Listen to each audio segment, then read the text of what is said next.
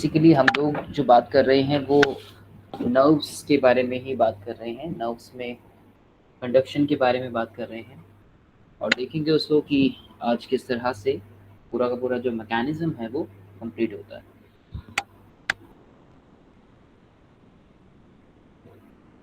ठीक है, so start करें बच्चे लोग, रेडी सभी? Yes, sir. Yes, sir. Yes, sir. Okay, so wait.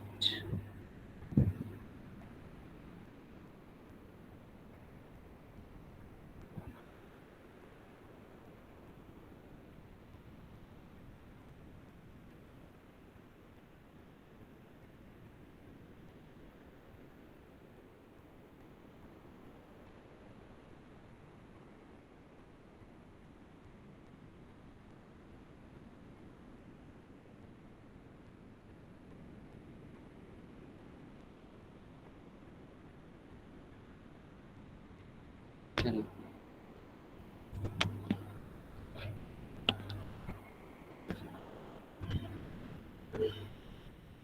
Sir आपकी स्क्रीन ब्लैक आ जाएगी। वेट, स्क्रीन ब्लर आ रही है सर ब्लैक ब्लैक। वो अभी आई एम शेयरिंग। हाँ, अभी मैं शेयर कर रहा हूँ बेटा, वो शेयर हो रही है अभी। अभी ठीक है? सर अब आ गई सर। हाँ, तो भाई बच्चे लोग, हमने बात की थी कुछ रिसेप्टर्स के बारे में, स्टिमुलाई के बारे में। आप लोग बताएंगे मुझे कि हम लोगों ने स्टिमुलाई का मतलब क्या पढ़ा था? आप लोगों ने स्टिमुलाई को डिस्कस किया था? Yes sir. Yes, sir. और क्या होता है स्टिमुलाई? क्योंकि स्टिमुलाई का मेन रोल है यहाँ पे, हम सभी डिस्कस किया था।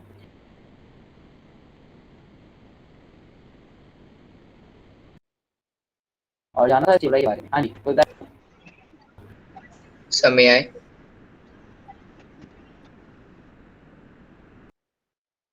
Stimuli Yes, sir. Sir, stimuli refers to any external condition to which a particular cell is exposed. Like Sir, like जैसे कि plants को जब sunlight मिलती है तो वो उनके लिए एक stimuli है. Sir, हमें अगर कहीं कुछ heating sensation होता है तो हमारे लिए stimuli है. तो कहीं ना कहीं स्टिमुलाई को डिटेक्ट करने में हमारी बॉडी में कुछ रिसेप्टर्स होते हैं जो अपना रोल प्ले करते हैं। हमने रिसेप्टर्स के भी डील किया था। Yes sir. Yes, sir. Yes, sir. सो क्या ये रिसेप्टर्स अलग अलग लोकेशंस पे प्रेजेंट होते हैं हमारी बॉडी में? ये भी हमने डिस्कस किया था। Yes, sir. Yes, होते sir. हैं। हमने कुछ सेंसरी रिसेप्टर्स के नाम भी पढ़े थे जो हमारे सेंसरी ऑर्गन्स के ऊपर प्रेजेंट होते हैं, like olfactory receptor, gustatory receptor, Yes, sir. Thigmo receptor, phono receptor, photo receptor, सभी को हमने डिस्कस किया था। Yes, Yes, sir. sir. Yes, sir. Yes, sir. Correct. तो उसी के आगे से आज हम लोग बात करेंगे इसमें। उसके बाद हमने उससे पहले वाले सेशन में भी अपने डील किया था कि जो एक्सॉन होती है और उस एक्सॉन के जितने भी डिफरेंट पार्ट्स होते हैं, जैसे कि हमने सेल बॉडी को डिस्कस किया था, डेंड्राइट्स को डिस्कस किया था। उसके अलावा हमने वहाँ पे एक्सॉन के बारे में बात की थी। एंड देन हमने न्यूरॉन्स के जो सेल बॉडी थी, मतलब उसके अकॉर्डिंगली हमने न्यूरॉन को by the number of extension के बिहाफ पे हमने उसको डिवीजन पढ़ा था उसका। जैसे कि बाइपोलर न्यूरॉन होती है, मल्टीपोलर होती है और स्यूडो यूनिपोलर न्यूरॉन्स देखने को मिलते हैं। टाइप्स पढ़े थे हमने। Yes, sir. Yes, sir. Correct. तो आज जो हम लोग बात करेंगे, हम नर्व इम्पल्स के बारे में बात करेंगे। एक नर्व इम्पल्स क्या होती है? इम्पल्स आप लोगों ने देखा और मैंने शायद लास्ट सेशन में भी हम लोगों ने डिस्कस किया था कि जैसे एक केमिकल इम्पल्स होती है और एक इलेक्ट्रिकल इम्पल्स होती है। ऐसा Yes, भी sir. कुछ हमने डिस्कस किया था लास्ट सेशन में, जब सेशन हमारा थोड़ा सा खराब हो गया था उससे पहले। करेक्ट। देखिए, नर्व इम्पल्स क्या होती है? नर्व इम्पल्स ओवरऑल जो है एक फिजियोलॉजिकल चेंजेस वहां पे हमें देखने को मिलते हैं। नर्व इम्पल्स में फिजियोलॉजिकल चेंजेस क्योंकि अगर होते हैं ड्यू टू मैकेनिकल, केमिकल और इलेक्ट्रिकल डिस्टर्बेंसेस की वजह से, जो एक क्रिएट होते हैं किसी स्टिमुलस की वजह से। एक फिजियोलॉजिकल चेंजेस होते हैं नहीं हैं। जैसे कि मैंने पहले भी एग्जांपल बताया था कि आप अगर किसी हॉट ऑब्जेक्ट को टच कर रहे हो, तो ऐसी कंडीशन में आपके फिजियोलॉजिकल चेंजेस होंगे या नहीं यस होंगे? सर होंगे। सर होंगे। होंगे। Yes, हो sir. सकता है कि डर की वजह से आपके ब्लड प्रेशर में चेंजेस आ जाएं, आ सकते नहीं आ यस सकते, sir. Yes sir. Yes, sir. है ना? Yes sir. आपने किसी हॉट ऑब्जेक्ट को इतनी तेजी से अचानक से आपने उसको टच किया बिना सोचे समझे, वो एक इनवॉलंटरी एक्शन था, और आपको फील हुआ कि अरे यार मेरा हाथ जल गया, या मेरा पैर जो है वो जल गया, या मेरे पैर में बड़ी तेजी से प्रिक कुछ हुआ, पिंच हुआ कुछ मुझे, और अचानक से आप डर गए, और उस डरने की वजह से आपका जो ब्लड प्रेशर था वो भी अनकंट्रोल्ड हो गया। हो सकता है बीपी हाई हो सकता है डर की वजह से, फियर फैक्टर की वजह से, होता ही नहीं होता? Yes, sir. और होता है। उस ब्लड प्रेशर के बढ़ने की वजह से बच्चों ये भी हो सकता है कि आपको स्वेटिंग होने लग जाए अचानक से, हार्ट बहुत तेजी से हार्ट जो है आपका पाल्पिटेट करने लगे। Yes sir. तो मतलब फिजियोलॉजिकल चेंजेस हमें देखने को मिलेंगे। तो नर्व इंपल्स एक ओवरऑल जो है फिजियोलॉजिकल चेंजेस है जो अकर होते हैं न्यूरॉन में, किसी मैकेनिकल एक्शन की वजह से, बॉडी में किसी केमिकल एक्शन की वजह से। अब बच्चों यहाँ केमिकल एक्शन का क्या मतलब हुआ? भाई मैंने कहा कि अर्नब को डर लगा अचानक से, अर्नब डर गया कि अर्नब का हाथ या पैर किसी गर्म चीज पे पड़ा और अचानक से अर्नब डर गया। अर्नब डरा तो उसके एक फियर हार्मोन जो है, फियर हार्मोन्स उस टाइम पे जो हमारी एड्रिनल ग्लैंड होती है वो कुछ रिलीज करती है, पढ़ोगे आप आगे उसके बारे में, एक छोटा सा एग्जांपल दे रहा हूँ। तो ऐसे टाइम पे उसने fight and flight hormones release कर दिए, जिसकी वजह से अर्नब को डरने लगने लगा, और डर लगने की वजह से उसके और भी चेंजेस आए, उसका हार्ट तेजी से पंप करने लगा, वो स्वेटिंग उसको होने लगी। तो कहीं ना कहीं बॉडी में हार्मोनल चेंजेस हुए। और हार्मोन्स क्या होते हैं? एक तरह के हार्मोन, एक तरह के हमारे नॉन न्यूट्रिएंट केमिकल सब्सटेंसेस तो है, Yes, sir. और उस केमिकल सब्सटेंसेस का सिक्रीट होना, यानी केमिकल कंपोजिशन में बॉडी में कुछ बनना नया, या फिर केमिकली चेंजेस अकर होने, ये सभी नर्व इंपल्सेस की वजह से होते हैं। और इलेक्ट्रिकल डिस्टर्बेंसेस तो होती है इसके अंदर। तभी तो अगर इलेक्ट्रिकल जो डिस्टर्बेंसेस होती है वो न्यूरॉन के अंदर ही होती है, जो स्टिमुलाई जो ट्रांसफर हो रही है वो इलेक्ट्रिकल इंपल्सेस की फॉर्म में ही ट्रांसफर होती है। तो अल्टीमेटली जो नर्व इंपल्स है वो ओवरऑल एक फिजियोलॉजिकल चेंजेस हमें उसके अंदर देखने को मिल रहे हैं, जो कि बन रहे हैं किसमें? न्यूरॉन में, ड्यू टू मैकेनिकल, केमिकल और इलेक्ट्रिकल डिस्टर्बेंसेस की वजह से। और ये सभी जो बने हैं वो बने हैं एक स्टिमुलस की वजह से। ये पॉइंट समझ आया सबको? Yes sir. चलिए, good. So that is it's a propagation through the axon. It's a propagation through the axon, synapses, या synapse, and neuromuscular junction, जिसको हम नर्व इम्पल्स कंडक्शन का भी नाम देते हैं। तो देखिए प्रोपोगेट कहाँ से होता है भाई? आपका ये जो प्रोपोगेट हुआ, एक न्यूरॉन जो आप रफली पढ़ते हो, वो कहाँ से आपका मैसेज ट्रांसफर होता है? आपकी डेंड्राइट्स कलेक्शन करती हैं, डेंड्राइट से सेल बॉडी में गया, सेल बॉडी में से लॉन्ग एक्सॉन की तरफ मूव किया, और एक्सॉन की तरफ से एंड में पहुंचा। एंड में कहाँ पे? जहाँ पे सिनेप्सिस प्रेजेंट है। और सिनेप्सिस क्या था? Synapses is like a gap, discuss किया था हमने प्रीवियस सेशन में भी। Yes, हमने sir. बात Which की is थी कि not. This is Yes, like a sir. Gap, which is actually not a gap. Very good, which is not actually a gap, सिर्फ दो न्यूरॉन्स के बीच का एक पार्ट है। अब वहाँ होता क्या है कि इलेक्ट्रिकल इंपल्सेस जो है वो केमिकल इंपल्सेस में कन्वर्ट होती हैं, और उसके बाद फिर वापस से वो एक नेक्स्ट इलेक्ट्रिकल इंपल्सेस में कन्वर्ट हो जाती है। तो this is not actually gap, सिर्फ वहाँ पे कन्वर्ट हो रही है, एक फॉर्म से दूसरी फॉर्म में कन्वर्ट हो रही है, ऐसा हम मान सकते हैं।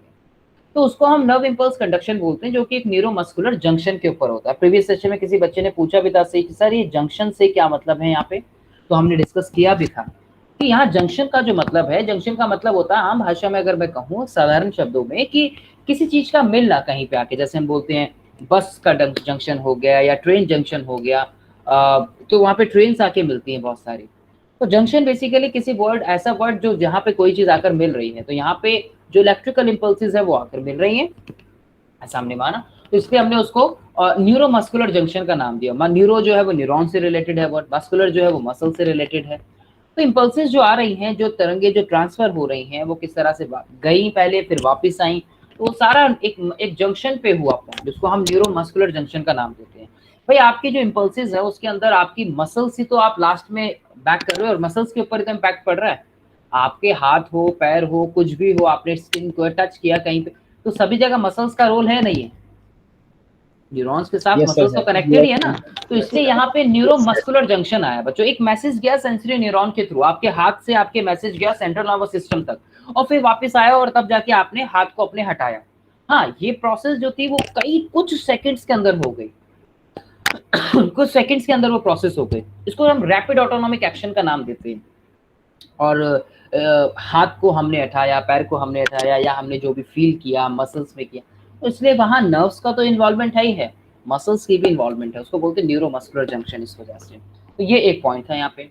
उसके बाद जो हम बात करते हैं हम बात करते हैं यहाँ पे मैकेनिज्म ऑफ नर्व इम्पल्सेस का। देखिए बहुत साधारण सा मैकेनिज्म है, वैसे तो मैंने आप लोगों को पहले भी बताया था कि ये हमारे अकॉर्डिंग टू सीबीएसई हमारे सिलेबस में नहीं, लेकिन हमें पढ़ना है, ये हमें जानना है इसके बारे में। ये एक्चुअली एक बेसिक फंक्शन तो एक्चुअली जानना ही है इसका कि बेसिकली इन्वॉल्वमेंट कैसी रहती है और फंक्शन जो है वो इनका कैसे होता है, मैकेनिज्म कैसे होता है, कौन से आयंस अंदर जाते हैं, कौन से आयंस बाहर प्रेजेंट होते हैं। हमें ये बात तो जाननी है कि किस तरह के आयंस की मूवमेंट होती है, किस तरह के गेट्स होते हैं, किस तरह के सोडियम पंप होता है, कौन सा पोटेशियम पंप होता है, ये बेसिक बातें हमें जाननी है। So mechanism of nerve impulse, mechanism यानी कि मैकेनिज्म नर्व कंडक्शन का, कि एक वर्किंग कैसी है उसकी, उसके बारे में हमें जानना है। तो जो नर्व फाइबर होती है और जो axon is like a cylindrical structure, right. कैसे स्ट्रक्चर होता है, एक सिलेंड्रिकल स्ट्रक्चर हमें देखने को मिलता है। बताइए बच्चों, हमने प्रीवियस सेशन में भी इसको डिस्कस किया था और मैं चाहूंगा कि आप लोग इसके बारे में बताएं। तो इसके अंदर एक स्पेस होता है और इसके बाहर एक स्पेस होता है। मान लीजिए सिलेंड्रिकल पोर्शन हो गया, यहाँ होता है बच्चों बाहर जो है, जिसको हम बोलते हैं एक्स्ट्रा सेल्यूलर फ्लूइड। क्या नाम देते हैं इसको? Extra cellular fluid. In short हमने क्या पढ़ा था इसको? ECF। क्या हो गया ये? ECF हो गया ये हमारा। ये बाहर की तरफ होता है इसके अंदर, राइट। तो एक्स्ट्रा सेल्यूलर फ्लूइड जिसको हम लोग नाम देते हैं। तो उसके अलावा ये एक अंदर का पोर्शन होता है, अंदर वाले के पोर्शन को हम क्या बोल सकते हैं? इंटीरियर बोल सकते हैं, राइट। ये हो गया हमारा इंटीरियर।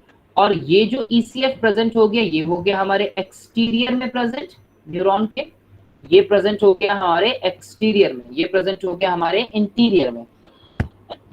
तो नर्व फाइबर जो है, इसकी जो एक्सॉन है, वो एक सिलेंडर लाइक स्ट्रक्चर होता है हमारा, एक सिलेंड्रिकल फॉर्म में हमें देखने को मिलता है। सिलेंड्रिकल फॉर्म अगर एक्चुअली हम देखें, ये तो मैंने रफली बना दी, एक इस तरह की फॉर्म जो है हमें उसकी देखने को मिलेगी, ठीक है। इस तरह की फॉर्म हमें देखने को मिलेगी, राइट। अब एक बात, इंटीरियर जो है, इंटीरियर को हम बोलते हैं उसके axoplasm. Very good, axoplasm.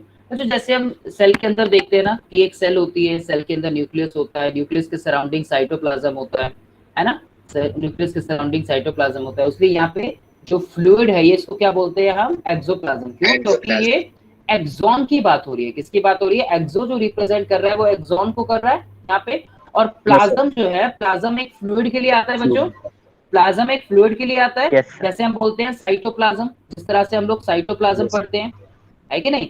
Cyto word जो आता है वो सेल के लिए आता है, प्लाज्म जो वहां पे वो भी फ्लूइड के लिए आता है। Very good. तो इसी तरह से जो एक्सोप्लाज्म होता है उसको हम एक न्यूरॉन का, राइट, इसको हम एक न्यूरॉन का साइटोप्लाज्म बोलते हैं। इसको हम क्या कहते हैं? साइटोप्लाज्म है ये, साइटोप्लाज्म ऑफ न्यूरॉन, या फिर एक नर्व सेल का साइटोप्लाज्म है, होता है एक एक्सोप्लाज्म। एक्सटीरियर हो गया हमारा, इसके सराउंडिंग कई मेम्ब्रेन होती है जिसको हम एक्सॉन मेम्ब्रेन का नाम देते हैं। और ये जो एक्सॉन मेम्ब्रेन होती है इसको क्या नाम देते हैं हम? एक्सोलेमा। ये जो मेम्ब्रेन होगी यहाँ पे, ये किस में क्या मैं बोलते हैं इस मेम्ब्रेन को? एक्सोलेमा।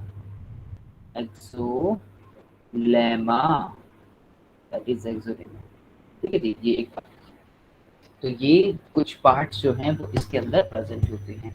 तो axon membrane is axolemma. Axon emerge होकर एक एक्स्ट्रा सेलुलर फ्लूइड के अंदर, ECF इन शॉर्ट जिसको बोलते हैं।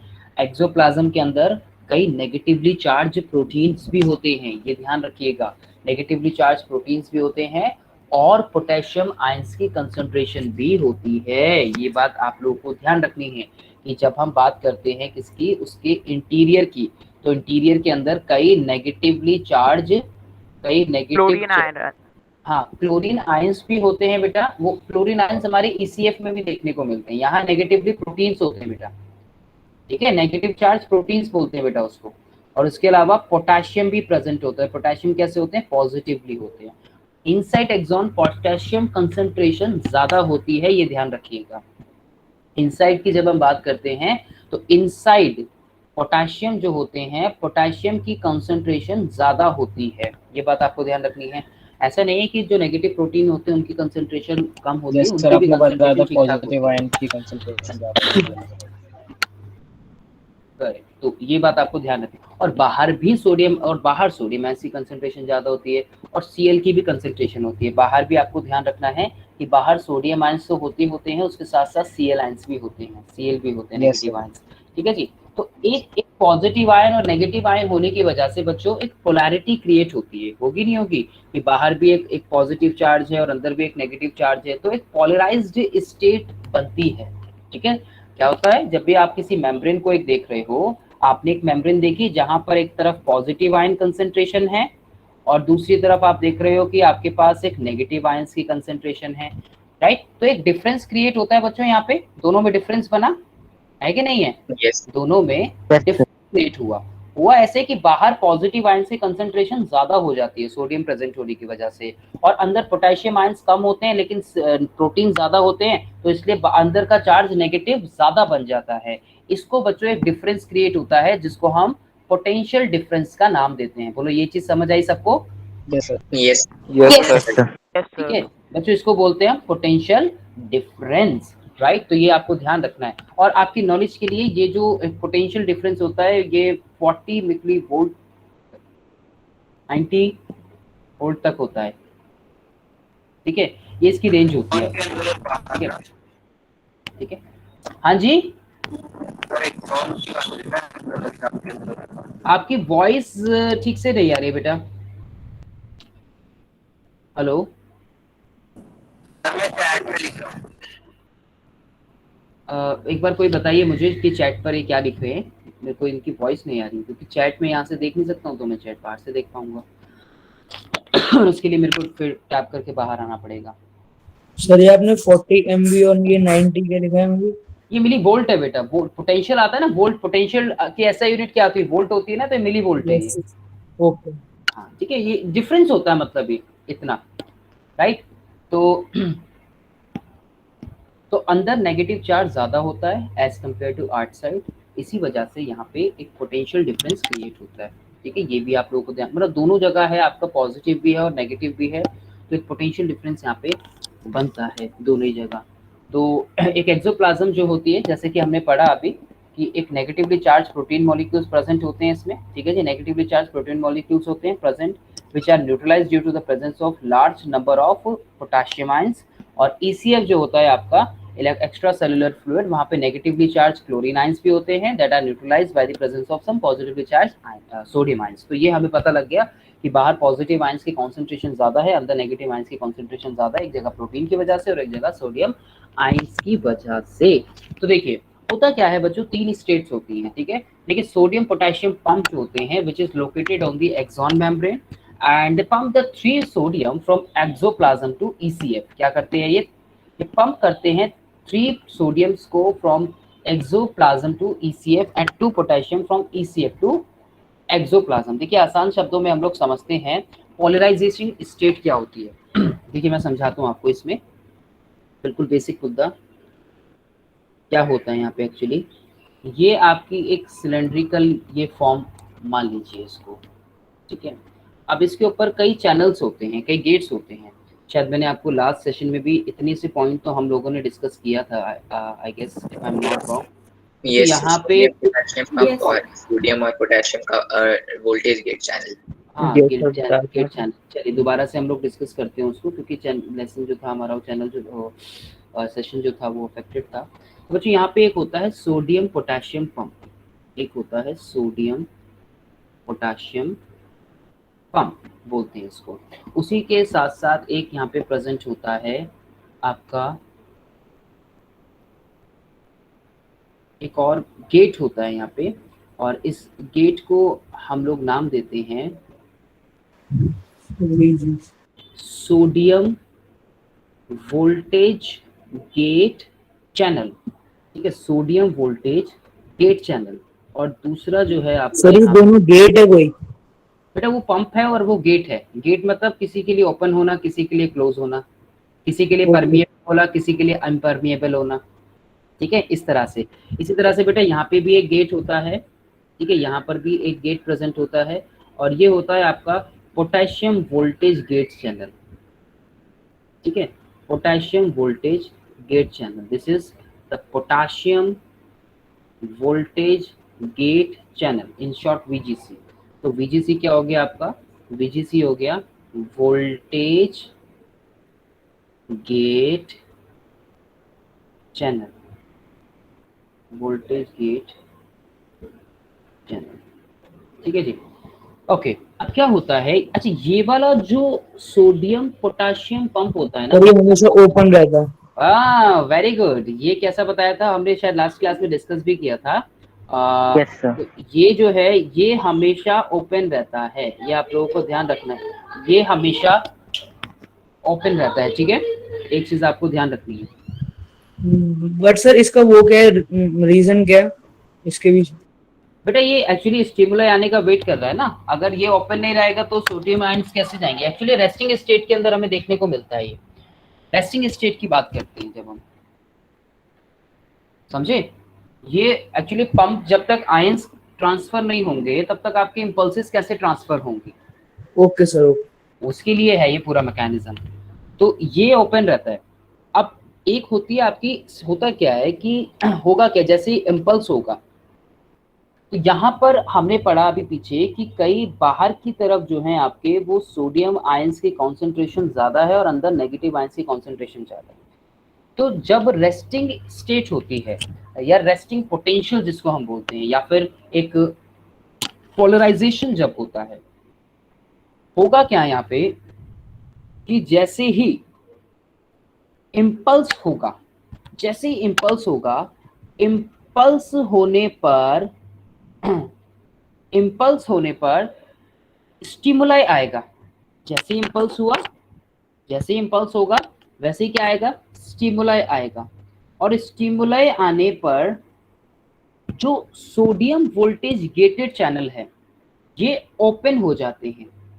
सोडियम वोल्टेज गेटेड चैनल जो है वो ओपन हो जाते हैं, और इनके ओपन होते ही क्या होगा यहाँ पे, जैसे ही ओपन होंगे तो जो भी यहाँ पर सोडियम आयंस होते हैं, अंदर तो पोटेशियम है ही है भाई, अंदर तो पोटेशियम है ही है, अंदर तो पोटेशियम पड़े ही है, वैसे ही आपके जो सोडियम आयंस होते हैं वो भी क्या आ जाते हैं, अंदर की तरफ आ जाते हैं। जैसे सोडियम, जैसे स्टिमुलाई आएगा, स्टिमुलाई आने पे ये जो सोडियम आपके जो सोडियम के चैनल होते हैं, ये सोडियम वोल्टेज गेट चैनल क्या होंगे, ये ओपन हो जाएंगे। और इनके ओपन होने से क्या होगा भाई, सोडियम के लिए हुए ना, तो बाहर कौन है, बाहर से सोडियम क्या होगा, सोडियम अंदर की तरफ आ जाएंगे, अंदर आ जाएगा। सोडियम अंदर आने से क्या होगा, अब यहाँ जो कंसंट्रेशन थी वो तो बिगड़ गई भाई, वो तो कंसंट्रेशन बिगड़ गई ना जब क्योंकि अंदर तो नेगेटिव ज्यादा थे, अब अंदर क्या हो गया, अंदर पॉजिटिव ज्यादा हो गए, नहीं हो गए, क्योंकि सोडियम भी ज्यादा। अब बच्चे पूछते हैं, एक बार मैं यहाँ पे रोक रहा हूँ, बच्चे पूछते हैं कि सर कितने सोडियम आ गए, कितने सोडियम आए, कितने पोटेशियम आए, तो आपको बताया जाता है, आप लोगों को बोला जाता है कि 3 अंदर आए, आप पढ़ोगे 2 अंदर आए, 3 अंदर आए। एक्चुअली अगर मैं बात करूँ ना यहाँ पे तो इसके टाइम पे कई लाखों जो है आपको देखने को मिलेंगे। अगर मैं पूरी सरफेस की बात करूं तो पूरी सरफेस की तो काउंटिंग ही नहीं है, फिर वो कई लाखों के नंबर जो है आपको देखने को मिलेंगे जो अंदर की तरफ मूव कर रहे हैं। अगर मैं सरफेस की पर अब अगर मैं पूछूं कि भाई how many ions move during the action potential, जैसे एक्शन पोटेंशियल होगा कितने आयन जो है वो अंदर की तरफ मूव करेंगे, तो लाखों के। अगर मैं टोटल सरफेस एरिया की बात करूं इस पूरी नर्व पे, टोटल सरफेस एरिया में लाखों के नंबर जो है सोडियम आयंस के अंदर की तरफ आएंगे, और उसी तरह से लाखों के नंबर जो है पोटेशियम आयंस के लीव करेंगे सेल को। तो ये बात हमेशा ध्यान रखना ताकि आपके अंदर फिक्सेडनेस ना रहे। हाँ, सवाल अगर पूछा जाता है तो वो आप फिर 3 बताना, लेकिन अगर मैं एक टोटल सरफेस की बात करूं तो उनके नंबर्स कई ज्यादा होते हैं। भाई छोटा सा एरिया थोड़ी है नर्व्स का हमारी, उसमें बताइए जरा, बॉडी में छोटा सा एरिया है कि नर्व्स का? भाई ये तो मैकेनिज्म पूरी बॉडी में चल रहा है बच्चों, ये मैकेनिज्म तो पूरी बॉडी में ही होगा ना, जहां जहां पे स्टिमुलाई होगा, जहां जहां पे इंपल्स जाएगा, मैकेनिज्म तो उसी तरह से होगा। ये होगा नहीं होगा, बताइए जरा मुझे। Yes sir. Yes, sir. ये बात आप लोग ध्यान रखिए। लाखों सारी नर्व्स मिला के होते हैं कि एक में भी लाखों ही टोटल होते हैं? सरफेस एरिया बेटा, total surface area. Total surface area की बात होती है तब हम उसको बोलते हैं। ठीक है, ये तो हम एक एग्जांपल देख रहे हैं ना बच्चे, हम एक छोटे से एग्जाम का पार्ट देख रहे हैं। तो अब इससे क्या हुआ कि जिससे मतलब सारी नर्व्स का टोटल सरफेस एरिया, हाँ टोटल सरफेस एरिया, ठीक है, उसमें लाखों के नंबर्स होते हैं। तो स्टेप 1 क्या बताता है हमें? स्टेप 1 बताता है कि जैसे इंपल्स होगा स्टिमुलाई आएगा, और स्टिमुलाई आने से जो सोडियम वोल्टेज गेटेड चैनल हैं वो ओपन हो जाएंगे। अब जैसे ही ओपन होगा तो क्या होगा? सोडियम अंदर की तरफ आ गए, सोडियम अंदर आ गए। अब जिससे बाहर नेगेटिव चार्ज होगा, बाहर की सरफेस की अगर मैं बात करूं तो बाहर नेगेटिव चार्ज ज्यादा हो गया, राइट, बाहर नेगेटिव चार्ज ज्यादा हो गया और अंदर की तरफ नेगेटिव चार्ज कम हो जाएगा। देखो एक होती है रेस्टिंग स्टेट, सबसे पहली वाली पोटेंशियल वाली, ये तो आपको शायद पीछे समझ आ गई होगी क्योंकि यहाँ मैं दूसरी स्टेज की बात कर रहा हूँ। उसके बाद वाली, ये वाली तो पॉइंट स्टेज आपको पहले समझ आ गई होगी ना, जिसको हम बिल्कुल न्यूट्रल बोल रहे हैं कि जहाँ पे पॉजिटिव और नेगेटिव आयंस की हम लोग बात कर रहे हैं, रेस्टिंग स्टेट की। रेस्टिंग स्टेट में क्या बोला था मैंने पीछे अभी? रेस्टिंग स्टेट में मैंने ये कहा कि यहाँ पे कुछ सोडियम आयंस है, अंदर पोटेशियम आयंस है, तो एक पोलैरिटी बनी दोनों के बीच में, तो ऐसी स्टेज को हम पोलराइज स्टेट बोलते हैं। ये बात तो पीछे समझ आ गई होगी आप लोगों को, आई थी नहीं आई थी? जल्दी से बताओ यहाँ पे। यस ये स्टेज तो हमने पीछे समझ ली थी ना, कि एक हमने क्या बोला कि जो रेस्टिंग स्टेट होती है, एक्चुअली ये रेस्टिंग स्टेट हम पीछे समझ चुके हैं। तो एक बार क्या हुआ, हमारे 3 सोडियम बाहर है और 2 पोटेशियम हमारे अंदर है, जैसे तो नेट अंदर बाहर पॉजिटिव और नेगेटिव होने की वजह से एक पोलैरिटी बन जाएगी जिसको हम पोलराइज स्टेट का नाम देते हैं। और इस टाइम पे जो पोटेंशियल होता है उसको हम रेस्टिंग पोटेंशियल का नाम देते हैं। लेकिन आगे क्या हुआ, जैसे ही इंपल्स आया, इंपल्स जैसे ही आएगा उससे स्टिमुलस होगा और सोडियम वोल्टेज, आपके जो वोल्टेज गेट चैनल है वो ओपन हो जाएंगे। उनके होने से क्या हुआ सर? पोलराइजेशन हम जब पोलैरिटी होती है तब बोलते हैं ना, जब रेस्ट पे है वे, जब रेस्टिंग स्टेट है। Yes sir, okay sir, correct, ठीक है, इसको हम रेस्टिंग पोटेंशियल का नाम देते हैं इसलिए। ठीक है, अब उससे अब यहाँ से आगे क्या होगा? यहाँ से आगे होगा कि हम, ये मैंने बताया कि वो हमेशा गेट, ये जो है पंप ओपन रहेगा। अब जैसे इंपल्स होगा तो स्टिमुलस आया, स्टिमुलस आने से sodium voltage gate channel open हो जाते हैं और जिससे क्या होगा, सोडियम आयन जो अंदर की तरफ कंसंट्रेशन ज्यादा बढ़ जाती है। अब जिससे बाहर नेगेटिव चार्ज हो गया और अंदर पॉजिटिव चार्ज हो गया। अंदर की तरफ अगर हम बात करें तो बाहर जो है हमें देखने को मिल रहा है, बाहर की तरफ हमें देखने को मिल रहा है नेगेटिव चार्ज, और अंदर की तरफ हम लोग बात कर रहे हैं किसकी? पॉजिटिव चार्ज की। बच्चों यानी कि स्टेट चेंज हो गई। पहले क्या था? पहले पॉजिटिव बाहर ज्यादा था रेस्टिंग में और नेगेटिव अंदर था। अब स्टिमुलस आने से क्या हुआ? कंडीशन चेंज हुई नहीं हुई? बताइए जरा। स्टिमुलस आने से ऐसी स्टेट को हम बोलते हैं डीपोलराइजेशन, यानी कि एक्शन पोटेंशियल का नाम देते हैं, इसको बोलते हैं डीपोलराइजेशन। डीपोलराइजेशन जिसको हम एक्शन पोटेंशियल का नाम भी देते हैं, राइट जी। तो ऐसे में जो पोटेंशियल है, अब जो भी यहाँ पे पोटेंशियल बन रहा है उसको हम एक्शन पोटेंशियल बोलते हैं। अब क्या होगा? क्या इस कंडीशन को ठीक नहीं करना चाहिए? अब इस कंडीशन को ठीक करना है, उससे आगे का बताता हूं। अब इस कंडीशन को ठीक करने के लिए क्या होगा, एक मिनट। डिपोलराइजेशन स्टेट समझ आई? डिपोलराइजेशन स्टेट समझ आई? क्या हो गया? यस सर, यस, यहाँ पे नेगेटिव हो गया और यहाँ पे पॉजिटिव हो गया ज्यादा, राइट? तो ऐसी उल्टा हो गया, वेरी गुड। तो उसको हमने एक्शन पोटेंशियल बोला। अब हमें इस कंडीशन को ठीक करना है, तो ठीक है, हमें क्या करना है? एक्चुअली बॉडी की मैकेनिज्म ही ठीक करेगा। तो क्या होगा? अब जो आप लोगों ने बात की यहाँ पर, हमने जो बात की यहाँ पर किसकी? एक चैनल की, किसकी? Potassium gated voltage, very good, potassium voltage gated channel की। ये क्या करेंगे कि यहाँ से पोटेशियम आयंस को बाहर भेजना स्टार्ट करेंगे कि भाई तुम्हारा यहाँ काम नहीं है, तुम्हारी वजह से यहाँ पर जो है ये प्रॉब्लम क्रिएट हो रही है। तो पोटेशियम वोल्टेज गेटेड चैनल से क्या होगा? पोटेशियम बाहर आ जाएंगे, पोटेशियम बाहर आएंगे, और जैसे पोटेशियम जो है बाहर आएंगे, अब फिर से क्या होगा? अंदर नेगेटिव बैलेंस हो जाएगा। बैलेंस हो जाएगा? होगा नहीं होगा? देखिए थोड़ी सी कंडीशन यहाँ पे ठीक होंगी, लेकिन एक्चुअली होना क्या चाहिए? पोटेशियम तो बाहर चले गए बच्चों, लेकिन एक्चुअली होना क्या चाहिए? यहाँ तो अंदर सोडियम बचे ना, सोडियम को ही तो बाहर जाना चाहिए। पोटेशियम तो इस गेट से बाहर चले गए, लेकिन अंदर कौन बचा रह गया? सोडियम बचे रह गए, सोडियम बचे रह गए। और एक्चुअली में होना क्या चाहिए? होना क्या चाहिए, होना चाहिए कि जो पोटेशियम अंदर थे वो बाहर जाने चाहिए भाई, जो सोडियम अंदर थे वो बाहर जाने चाहिए, और अंदर Yes, वापस से पोटेशियम आने चाहिए, ये तो होना चाहिए। क्योंकि हमारी जो एक्चुअल स्टेट कहती है वो तो यही कहती है कि बाहर सोडियम है, एक्चुअल जो स्टेट कहती है वो कहती है बाहर सोडियम है, बाहर क्लोरीन है, अंदर पोटेशियम है, और अंदर कुछ प्रोटीन्स हैं जो कि कैसे नेगेटिव हैं, अंदर नेगेटिवली चार्ज हैं। तो हमें तो ये स्टेट चाहिए जो एक्चुअल है। तो होगा क्या यहाँ से कि ये जो पोटेशियम बाहर निकले, अब क्या होगा, वापिस से कंडीशन जो है वो ठीक होने लगेंगी, यानी कि ये जो सोडियम है ये सोडियम बाहर जाने स्टार्ट हो जाएंगे और पोटेशियम जो है वो अंदर आने स्टार्ट हो जाएंगे।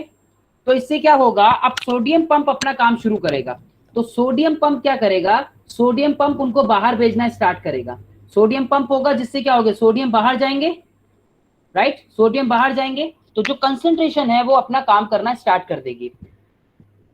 तो सोडियम पोटेशियम पंप जो आपने शुरुआत में पढ़ा था, जो कि दोनों के लिए, और हमने क्या बोला था कि सोडियम पोटेशियम पंप हमेशा कैसे रहते हैं, ओपन रहते हैं।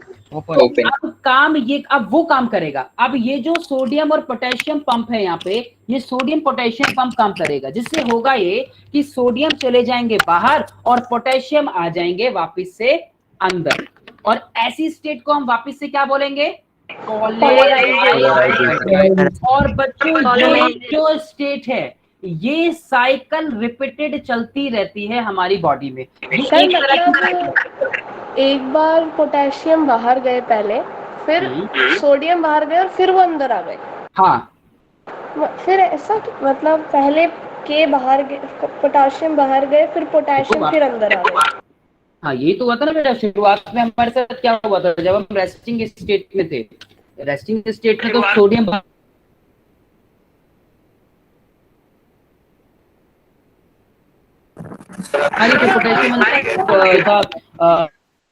सर आवाज मेरी साइड ही कट रही है क्या? सर आपकी वॉइस ब्रेक कर रही है। मेरी वॉइस, सर वॉइस ब्रेक हो रही है। अभी ठीक है मेरी वॉइस? Yes sir. अभी ठीक है मेरी वॉइस? हाँ, सब ब्रेक हो रही थी बेटा वो तो शुरुआत में हमने बात की रेस्टिंग स्टेट की, जिसमें जो सोडियम बाहर थे, पोटेशियम अंदर थे। Yes sir. है ना, फिर इम्पल्स आया, स्टिमुलाई आया, जिससे sodium voltage gate channel open हुए। Yes sir. जिससे सोडियम अंदर आ गए, राइट, और पोटेशियम भी अंदर थे। यस तो सर। अंदर जो एक पोलराइज्ड स्टेट थी वो नहीं बनी, यस, जिसको हमने डीपोलराइज्ड स्टेट बोला। Yes sir. और ऐसे में जो पोटेंशियल बना बेटा, हमने उसको एक्शन पोटेंशियल का नाम दिया। हाँ यस सर। और बेटा उसके बाद क्या हुआ, उस कंडीशन को ठीक करना है। हाँ, तो उस कंडीशन को ठीक करने के लिए क्या होता है कि जो एक्चुअली उस कंडीशन में ठीक करना है, तो क्या होगा, पोटेशियम वोल्टेज गेट चैनल अपने आप ओपन हो जाते हैं, और पोटेशियम को कहते हैं कि आपकी यहाँ पे हमें जरूरत नहीं है अभी, आप जरा वापस से बाहर आना स्टार्ट कीजिए, क्योंकि यहाँ एक एक्शन पोटेंशियल बन रहा है। तो चुपचाप बेचारे जो पोटेशियम है वो बाहर निकल जाते हैं, क्योंकि पोटेशियम के लिए गेट है, वो पोटेशियम गेटेड चैनल है ना वहां पे, ईसीएफ पे, ईसीएफ के पास पोटेशियम गेटेड चैनल है, वहां से पोटेशियम बाहर चले जाते हैं। और फिर एक्चुअली होना क्या चाहिए, सोडियम अंदर रह गए, सोडियम अंदर रह गए, तो सोडियम को तो हमें बाहर ही चाहिए, सोडियम बाहर। अब क्या होगा कि सोडियम पोटेशियम पंप काम करेगा, जो कि दोनों के लिए काम करता है। उस पंप से क्या होगा बेटा, सोडियम बाहर चले जाएंगे जिनकी बाहर जरूरत है, और पोटेशियम अंदर आ जाएंगे जिनके अंदर जरूरत है।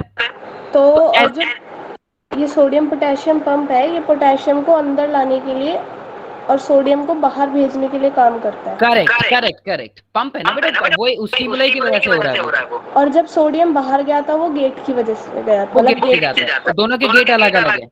ओके ठीक है, मतलब ऐसी स्टेट जो होती है ये वापस से पोलराइज स्टेट में आ जाती है, और ये साइकिल एक रिपीटेटेड फॉर्म के अंदर जो है वो चलती रहती है। तो उससे क्या होता है, एक बैलेंस बना रहता है, एक सोडियम और पोटेशियम पंप जो है आपका, वो बैलेंस बनाने के लिए है। जो आप सोडियम पोटेशियम पंप की बात कर रहे हैं हम लोग, तो सोडियम पोटेशियम पंप क्या कर रहा है, एक सोडियम और पोटेशियम पंप है यहाँ पर। ठीक है जी, पंप क्या कर रहा है, इन दोनों में बैलेंस बनाए रखने का काम करता है। ये सोचिए, अगर ये पंप ना हो तो क्या बैलेंस बन पाएगा इसमें? No sir. तो बच्चों ये आप, और जो आपका सोडियम आयंस है उनके लिए पोटेशियम गेट जो है वो इम्परमिएबल होता है, और पोटेशियम के लिए परमिएबल होता है। इम्परमिएबिलिटी और परमिएबिलिटी का भी ध्यान रखना है। भाई गेट खुला था तो सोडियम भी तो बाहर जा सकते थे, पोटेशियम ही क्यों गए यहाँ पे बच्चों? यहाँ पे गेट जो खुला था, वो गेट जो खुला था उससे सोडियम भी तो बाहर जा सकते थे, पोटेशियम ही क्यों गए? क्योंकि वो सिर्फ पोटेशियम के लिए ही परमिएबल होता है और सोडियम के लिए इम्परमिएबल होता है। ये बात समझ आई आपको? ठीक है। आपने अपने गेट पे गार्ड को बिठा दिया और आपने बोला कि किसी अननोन को आने नहीं देना, सिर्फ घर के लोग ही आएंगे, तो वो इम्परमिएबिलिटी का काम करते हैं बाहर वालों के लिए, अगर आपने मना कर दिया तो, राइट? ये बात समझ आई सबको? Yes sir. सर एक डाउट है। हाँ हाँ पूछिए। सर जो पोटेशियम बाहर होता है तो उसको कौन सी स्टेट बोलते हैं हम? नहीं वो और Na+ अंदर। देखिए पोटेशियम बाहर कब गया, पहले तो आप ये बताइए मुझे। सर जब बाहर जो नेगेटिव कंसंट्रेशन है वो ज्यादा हुई उस टाइम पे। जब डीपोलराइजेशन की फॉर्म में थे। Yes sir. तो बेटा वो कौन सी स्टेट हुई? Sir depolarization. करेक्ट। एक्चुअली वो डीपोलराइजेशन से पोलराइजेशन के अंदर ही आ रहा है। ओके सर, मतलब कोई स्पेसिफिक नेम नहीं है ना उसका? स्पेसिफिक नेम नहीं बेटा, एक्शन पोटेंशियल बोलते हैं उस स्टेट को हम। एक्चुअली Okay, फंक्शनिंग हो रही है उस टाइम पे। फंक्शनिंग किसके लिए हो रही है? कि वापस से पोलराइज स्टेट में लाने के लिए उसको वो फंक्शन कर रहे हैं। तो वो एक्शन चल रहा है वहां पे, उसको कंडीशन को वापस से पोलराइज्ड करने के लिए, तो इसलिए उसको एक्शन पोटेंशियल का नाम दिया जाता है। Okay sir. करेक्ट बच्चों, ये बात समझ आई सबको? Yes sir. राइट। तो ये वापस जो लास्ट स्टेप हमने पढ़ा इसको बोलते हैं रीपोलराइजेशन। ये मैंने आपको बहुत ही सिंपल वर्ड्स में इस मैकेनिज्म को समझाने की कोशिश की है। तो आप इसकी बाद में जो है आप लोग किताबी भाषा जो भी आप पढ़ेंगे इसकी देखेंगे और आपको सारी चीजें जो है वो समझ आएंगी। तो कंडक्शन जो हुआ यहाँ पे, जैसे कि पोलराइजेशन इम्पल्स हुआ, that is an electrochemical process. मैंने आपको बताया कि इलेक्ट्रोकेमिकल प्रोसेस क्यों है, कि किस तरह से चार्ज और जो केमिकल्स होते हैं वो अपना यहाँ पे रोल प्ले करते हैं। Membrane of a non conducting nerve cell और neuron is positive on outside and negative inside. ये पॉइंट्स अब आपको सारे जो है वो अच्छे से समझ आने लगेंगे। वही बात बता रहे हैं इसमें कि जो हमने पढ़ी थी कि बाहर से पॉजिटिव है अंदर से नेगेटिव है, किस वजह से है ये भी आपको पता लगा कि कौन से आयंस प्रेजेंट बाहर हैं और कौन से आयंस प्रेजेंट इनसाइड हैं, ये चीजें भी आपको पता लगी। डिफरेंसेस मैंने आपको बताया कि जैसे यहाँ पे 70 to 40 मिलीवोल्ट्स का जो रहता है बच्चों, डिफरेंस जो एक क्रिएट होता है, तभी तो पोटेंशियल डिफरेंस का नाम दिया हमने उसको, क्योंकि यहाँ पे एक डिफरेंस क्रिएट हो रहा है इसलिए हमने उसको पोटेंशियल डिफरेंस का नाम दिया। तो यहाँ 1 मिलीवोल्ट जितना बना वो which is called a resting potential state and the membrane is said to be polarized. और पोलराइज्ड कब है? जब वो बिल्कुल एक रेस्टिंग स्टेट के अंदर है तब है। तो इसी को मेंटेन करने के लिए रेस्टिंग पोटेंशियल को सोडियम पोटेशियम एक मेटाबॉलिक पंप जो है वो उसको ऑपरेट करता है, उस मैकेनिज्म को, जिसमें आपका पोलराइज से वो डीपोलराइज होगा और डीपोलराइज से वापस जो है वो एक रीपोलराइजेशन की स्टेट के अंदर आएगा। फिर चार्जेस कैसे कैसे होते हैं, एक्सोप्लाज्म क्या होता है, वो सारी चीजें हमने अभी पढ़ी। ECF अभी हम लोगों ने पढ़ा। श्योर मतलब हाँ बेटा।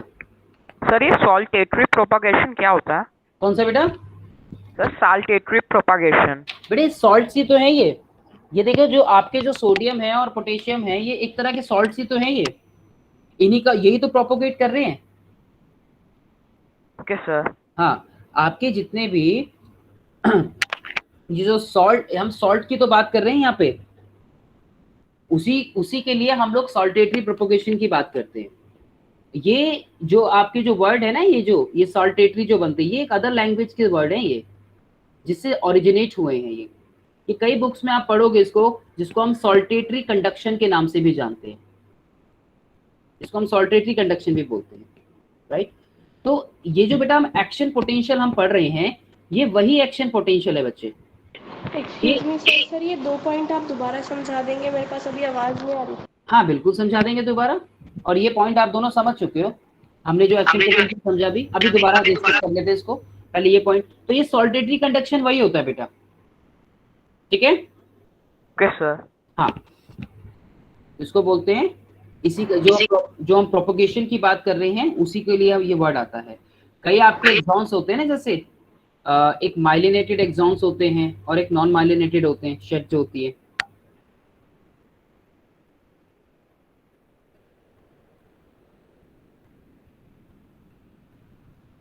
तो ये उसके लिए सर ये मेड्यूलेटेड नर्व फाइबर्स क्या होते हैं?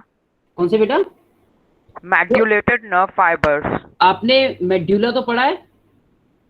Yes sir. मेडुला पढ़ा है सबने? Yes sir. एक माइलिन, एक आप आपने नर्व सेल भी पढ़ी है पूरी की पूरी। नर्व सेल के ऊपर बेटा एक कवरिंग होती है जिसको हम बोलते हैं माइलिन शेथ। क्या सभी ने माइलिन sir. शेथ पढ़ा था हमने? क्या काम करती है माइलिन शेथ? माइलिन शेथ पढ़ा था, कवरिंग होती है एक तरह की myelin sheath sir covering yes sir sir insulating layer होती है। देर होती है। तो बेटा उसी के लिए वर्ड आता है ये जो आप बोल रहे हो, मेडुलेटेड नर्व फाइबर।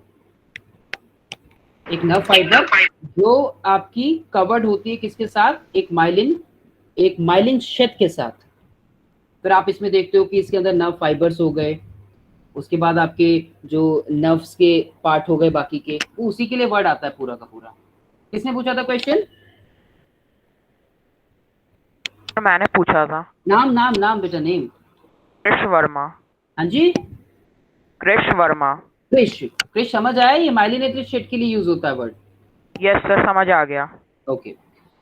सो आपने फिर पूछा किसी ने कि ये 2 पॉइंट जो थे, हम एक डिफरेंस की बात कर रहे थे, हम लोग यहाँ पे एक पोटेंशियल डिफरेंस को की बात कर रहे थे। तो डिफरेंस जो जो चार्जेस हैं, अलग अलग charges about 70 to 90 millivolts, which is called the resting potential. एक रेस्टिंग पोटेंशियल में अगर पोटेंशियल को हमें देखना हो, पोटेंशियल जो काउंट करना हो, वो आपका 70 to 90 मिलीवोल्ट्स के लगभग होता है। और इस मेम्ब्रेन को हम एक पोलराइज्ड स्टेट का नाम देते हैं। सर 70 to 90 मिलीवोल्ट्स क्या है? हमने ये तो पोटेंशियल है ये बेटा, एक रफ पोटेंशियल, एक डिफरेंस क्रिएट होता है दोनों के बीच में, अंदर और बाहर। बाहर आपने देखा ना कि आपका एक पॉजिटिव चार्ज और नेगेटिव चार्ज है, तो दोनों के बीच में एक डिफरेंस क्रिएट होता है, उसी के लिए आता है। और इतना चार्ज कितने आयंस लेके चलते होंगे? 3? आपने नहीं, 3 बताया। हमने रफली 3 की बात की है, वो ये ओवरऑल अलग है ये, फिर उसके लिए अलग फॉर्मूला है कैलकुलेट करने के लिए। ओके सर, तो मतलब जब ये डिफरेंस मेंटेन होता है तब हम कहते हैं कि एक्शन पोटेंशियल में चला गया। तो ये तो एक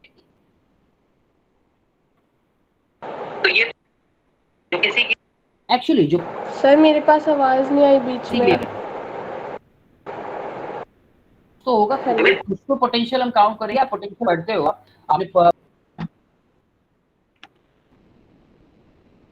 सर अभी बंद था, अभी भी नहीं सर आई। आपकी वॉइस आवाज नहीं आ रही आपकी। अपनी वॉइस रिपीट हो रही है आपकी तरफ से। सर आपकी वॉइस ब्रेक हो रही है सर बीच में। शायद से आप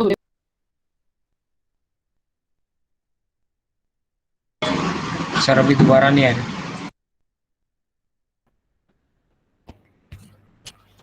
अरे सबके साथ आप तो यस सर अभी। ठीक है। तो ये उसी के लिए जो भी आपका जो पोटेंशियल आ रहा है, ये इसी इस जो रेस्टिंग पोटेंशियल, एक्शन पोटेंशियल की हम लोग बात कर रहे हैं, उसी के लिए क्रिएट हो रहा है। जो वर्ड जितने भी बन रहे हैं पोटेंशियल से रिलेटेड, ये उसी के लिए बन रहे हैं। तो जो रेस्टिंग पोटेंशियल होता है, ये आपका लगभग जो माना जाता है, एक वैल्यू होती है इसकी पोटेंशियल डिफरेंस की -40 millivolt to -90 millivolt. तो हम उसको सर आवाज नहीं आ रही। सर दोबारा चलिए।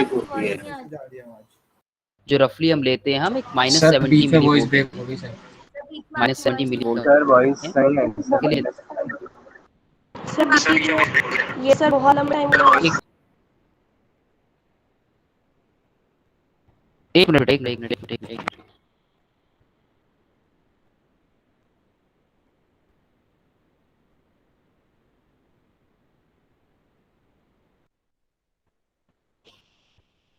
Yes sir.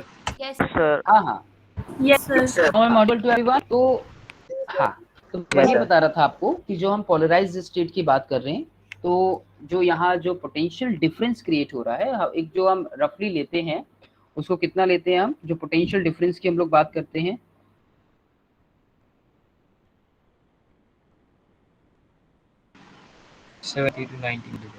बेटा अभी तो मैं बोल ही नहीं रहा हूँ, अब बोलना स्टार्ट किया है। पोटेंशियल डिफरेंस, तो पोटेंशियल डिफरेंस जो आप लेते हैं यहाँ पे, वो -40 millivolt to -90 millivolt. और हम इसके बीच का जो कैलकुलेट करते हैं, इसके लिए हम कैलकुलेट करते हैं कितना, लगभग -70 मिली वोल्ट के लिए। अरे ठीक है, आप ठीक हो गए, आप ठीक हो गए, कोई प्रॉब्लम नहीं है।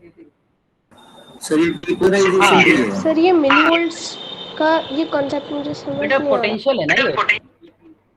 मतलब जो बाहर के और अंदर हाँ। अंदर के जो बाहर एन है इनकी मैंने क्या बोला कि हमने जब बाहर देखा, हमने बाहर और अंदर क्या देखा, हमने देखा कि एक पोटेंशियल क्रिएट हुआ, एक पोलराइज्ड स्टेट बनी यहाँ पे, कि पॉजिटिव स्टेट बाहर बनी, नेगेटिव स्टेट अंदर बनी। तो भाई एक डिफरेंस क्रिएट हुआ। यस। और डिफरेंस कब बनता है? जब एक कोई भी चीज हम देखते हैं दोनों एक दूसरे से कैसे अलग हो, एक तब डिफरेंस एक बनता है। मतलब बाहर या अंदर या तो नेगेटिव ज्यादा है पॉजिटिव ज्यादा है तभी पोटेंशियल डिफरेंस बना। तो यहाँ पे जो पोटेंशियल डिफरेंस जो बनता है वो -70 मिली वोल्ट बनता है ये, जिसको हम रेस्टिंग पोटेंशियल के लिए लेते हैं। Okay sir. और एक्चुअली हमें रेस्टिंग पोटेंशियल में तो लेके जाना लास्ट में, जो वापस से हम जो लास्ट स्टेप पढ़ते हैं वो रिपोलराइजेशन ही तो पढ़ते हैं। तो जब इसमें चेंजेस आते हैं तब हम बोलते हैं कि भाई वो पोलराइज स्टेट से आउट हो गया। तो सर ये डिपेंड नहीं करता ना कि बाहर या अंदर क्या वैल्यू, मतलब कितने मिली वोल्ट्स की वैल्यू है, बस उन दोनों का डिफरेंस 70 to 90 के मिली वोल्ट्स के बीच में आना चाहिए। करेक्ट। ओके सर, तो तब हम कहेंगे कि वो अपनी रेस्टिंग पोटेंशियल में वापस चला गया, मतलब अब कोई स्टिमुलाई उसके पास नहीं आ रहा। करेक्ट। ठीक है, ठीक है जी, ये बात क्लियर? यस। अभी तो वॉइस ब्रेक नहीं हो रही ना किसी को भी मेरी? नो सर, अभी क्लियर। No sir. ठीक है, ओके। एक चीज और, चलिए, तो ये था आपका कंडक्शन ऑफ नर्व इम्पल्स। आप इसको पढ़ेंगे इसके बारे में, और अगर किसी का भी कोई डाउट निकलेगा तो फिर आप लोग मेरे से पूछेंगे। आपके जो बातें हमने डिस्कस की हैं सारी जितनी भी, वो तीनों ही फॉर्म्स में आपको देखने को मिलेंगे। एक पोलराइज स्टेट जब आप पढ़ेंगे, डीपोलराइज स्टेट पढ़ेंगे आप, उसके बाद रिपोलराइजेशन पढ़ेंगे, फिर वही सारी चीजें किस तरह से इसमें बताया जाएगा रिपोलराइजेशन में, कि वापस से वो रिवर्स कैसे हुआ, और आपका जो एक रेस्टिंग जो स्टेट था उसके अंदर या रेस्टिंग पोटेंशियल के अंदर कैसे आया, ये सारा जो है आपको फिर वो बताएगा। ठीक है, ओके। एक बात और इसके अंदर मैं पूछ रहा था कि आप लोगों ने सिलेबस देखा होगा अपना, जो सीबीएसई ने दिया आपको टर्म 1 और इसमें चैप्टर ये नहीं है ना सर? ये कट गया है। हाँ, ये लास्ट ईयर भी डिलीटेड था बच्चों। Yes sir. हाँ, और आपका मेरे ख्याल से चैप्टर 14 भी डिलीट हो गया होगा, सोर्सेज ऑफ एनर्जी। सर वो भी डिलीट हो गया। आपका जो चैप्टर 9 ऑफ नेचुरल रिसोर्स भी डिलीट। हाँ, और उसके अलावा बच्चों जो आपका हेरिडिटी वाला चैप्टर है वो भी डिलीट हो गया। सर वो डिलीट हुआ, टर्म 2 में है वो सर। कंप्लीट है बेटा वो? Yes sir. सर पूरा कंप्लीट है वो। टॉपिक वाइज है सर डिलीट कुछ नहीं हुआ मेरे ख्याल से सर, बस टर्म 1 में नहीं है, क्या पता टर्म 2 में हो। नहीं सर, delete हो गया। 3-4 चैप्टर पूरे डिलीटेड है पूरे। हमारी मैम तो कह रही थी कि क्या पता टर्म 2 में आ जाए। नहीं ऐसे नहीं, गवर्नमेंट ने सिलेबस और उसमें दोनों का सिलेबस टर्म 2 और टर्म 1 दोनों का ही है। उसमें टर्म 1 और टर्म 2 दोनों का दिया है। करेक्ट। यस। हाँ, दोनों ही हैं उसमें भाई, दोनों ही हैं उसमें। तो मैं वही चीज पूछ रहा था कि ये वाला चैप्टर उसमें नहीं है ना, और इसलिए मैं पहले यही सोच रहा था कि मुझे पता था कि ऐसा होगा, तो मैं सोच रहा था कि इसको हम लोग बाद में करते जब हमारे सारे चैप्टर्स हो जाते। यार अब तो हमने स्टार्ट कर दिया है, तो इसको हम थोड़ा कोशिश करेंगे कि जल्दी जल्दी करें, ताकि हम उस चैप्टर पे ज़्यादा फोकस कर पाएँ जो हमारे सिलेबस में है। समझ रहे हो मेरी बात? हालांकि हम इसको पूरा करेंगे, सभी चैप्टर्स को आप लोग करोगे पूरा, तो खैर कोई नहीं।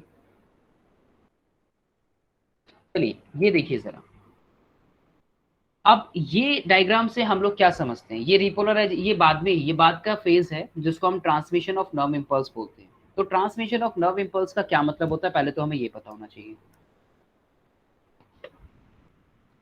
कौन बताएगा भाई? ये नर्व इम्पल्स ही तो ट्रांसमिट हो रही है। Yes sir.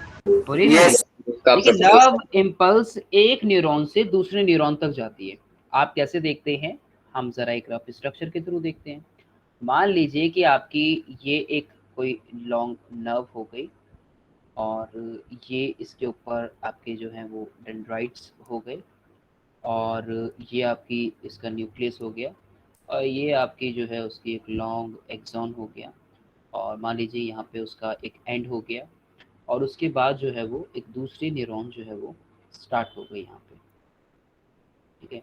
एक सेकंड न्यूरॉन जो है वो स्टार्ट हो गई इसके पास, ठीक है। ये न्यूरॉन स्टार्ट हो गई। सो transmission of nerve impulse, nerve impulse का एक न्यूरॉन से, ये न्यूरॉन ए हो गई, ये न्यूरॉन बी हो गई, एक न्यूरॉन से दूसरी न्यूरॉन में ट्रांसफर या ट्रांसमिशन जो होता है वो एक जंक्शन के मीडियम से होता है, और उस जंक्शन को हम लोग क्या बोलते हैं? सिनेप्स। सिनेप्स, ठीक है, सिनेप्स बोलते हैं। एक सिनेप्स का जो फॉर्मेशन होता है वो एक प्री सिनेप्टिक न्यूरॉन और एक पोस्ट सिनेप्टिक न्यूरॉन की मेम्ब्रेन की हेल्प से होता है। सर ये जो हमने पढ़ा वो हमने सिर्फ एक न्यूरॉन के लिए पढ़ा था, मतलब एक एक्सॉन के लिए पढ़ा था ना ऐसे? हाँ। अब आगे क्या हो रहा है उसको समझते हैं। ओके, ठीक है भाई, हमने तो अभी ये पढ़ा ना कि अभी एक्सॉन में क्या हो रहा था, अभी तो हमने एक्सॉन का पढ़ा बच्चों, ये बात सबको समझ आई ना? Yes sir. तुमने एक्सॉन का पढ़ा, अब हम आगे चल रहे हैं, अब हम एक एंड के ऊपर आ गए हैं, और ये ए न्यूरॉन है और दूसरी हम बी न्यूरॉन की तरफ जा रहे हैं, और अब यहाँ पे क्या होगा हम जरा उसको समझने की कोशिश कर रहे हैं। ठीक है, ये बात सबको समझ आई ना कि हम यहाँ से यहाँ पहुंच रहे हैं। अब बताइए। Yes sir. Yes sir. Yes, sir.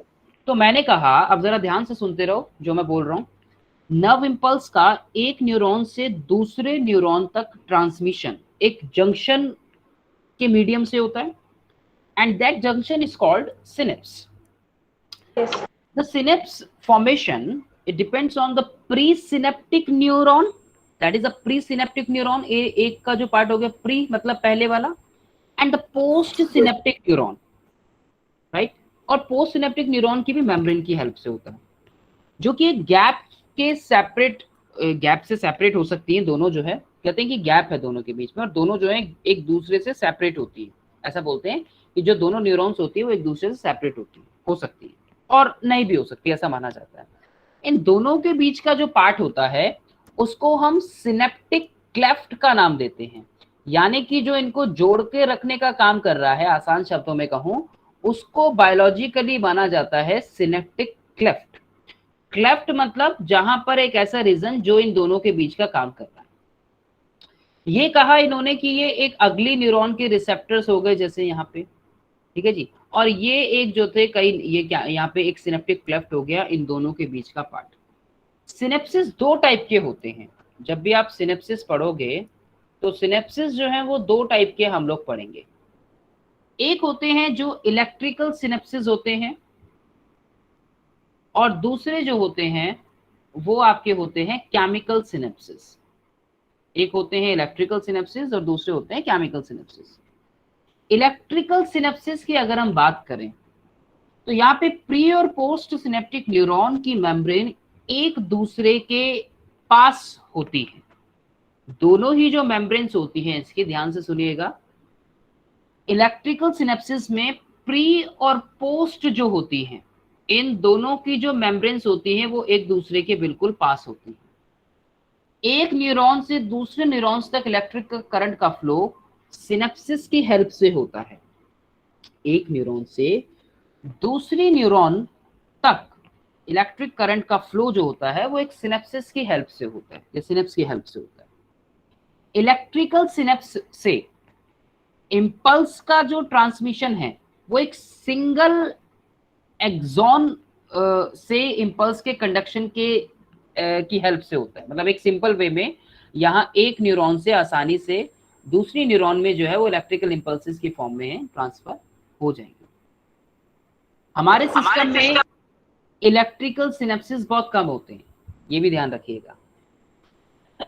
Chemical synapses की जब हम बात करते हैं, जहां पे प्री और पोस्ट सिनेप्टिक न्यूरॉन की मेम्ब्रेन में एक फ्लूइड होता है, दोनों ही जब हम केमिकल सिनेप्सिस की बात करते हैं तो केमिकल सिनेप्सिस में, एक मिनट कहाँ गया पेन, ये रहा। जब हम केमिकल सिनेप्सिस की बात करते हैं तो केमिकल सिनेप्सिस पर प्री और पोस्ट सिनेप्टिक न्यूरॉन जो होती है, प्री और पोस्ट जो न्यूरॉन होती है, पोस्ट सिनेप्टिक न्यूरॉन, इसकी मेम्ब्रेन, एक फ्लूइड प्रेजेंट होता है इनकी मेम्ब्रेन के बीच में, और जिसको हम सिनेप्टिक क्लेफ्ट का नाम देते हैं। तो यानी ये क्या हुआ, ये एक तरह का फ्लूइड हुआ जो हमें इस केमिकल सिनेप्स के बीच में देखने को मिल रहा है। सिनेप्स की हेल्प से जो इंपल्सेस के जो ट्रांसमिशन में जो केमिकल्स इन्वॉल्व होते हैं, इसको हम न्यूरोट्रांसमीटर का नाम देते हैं।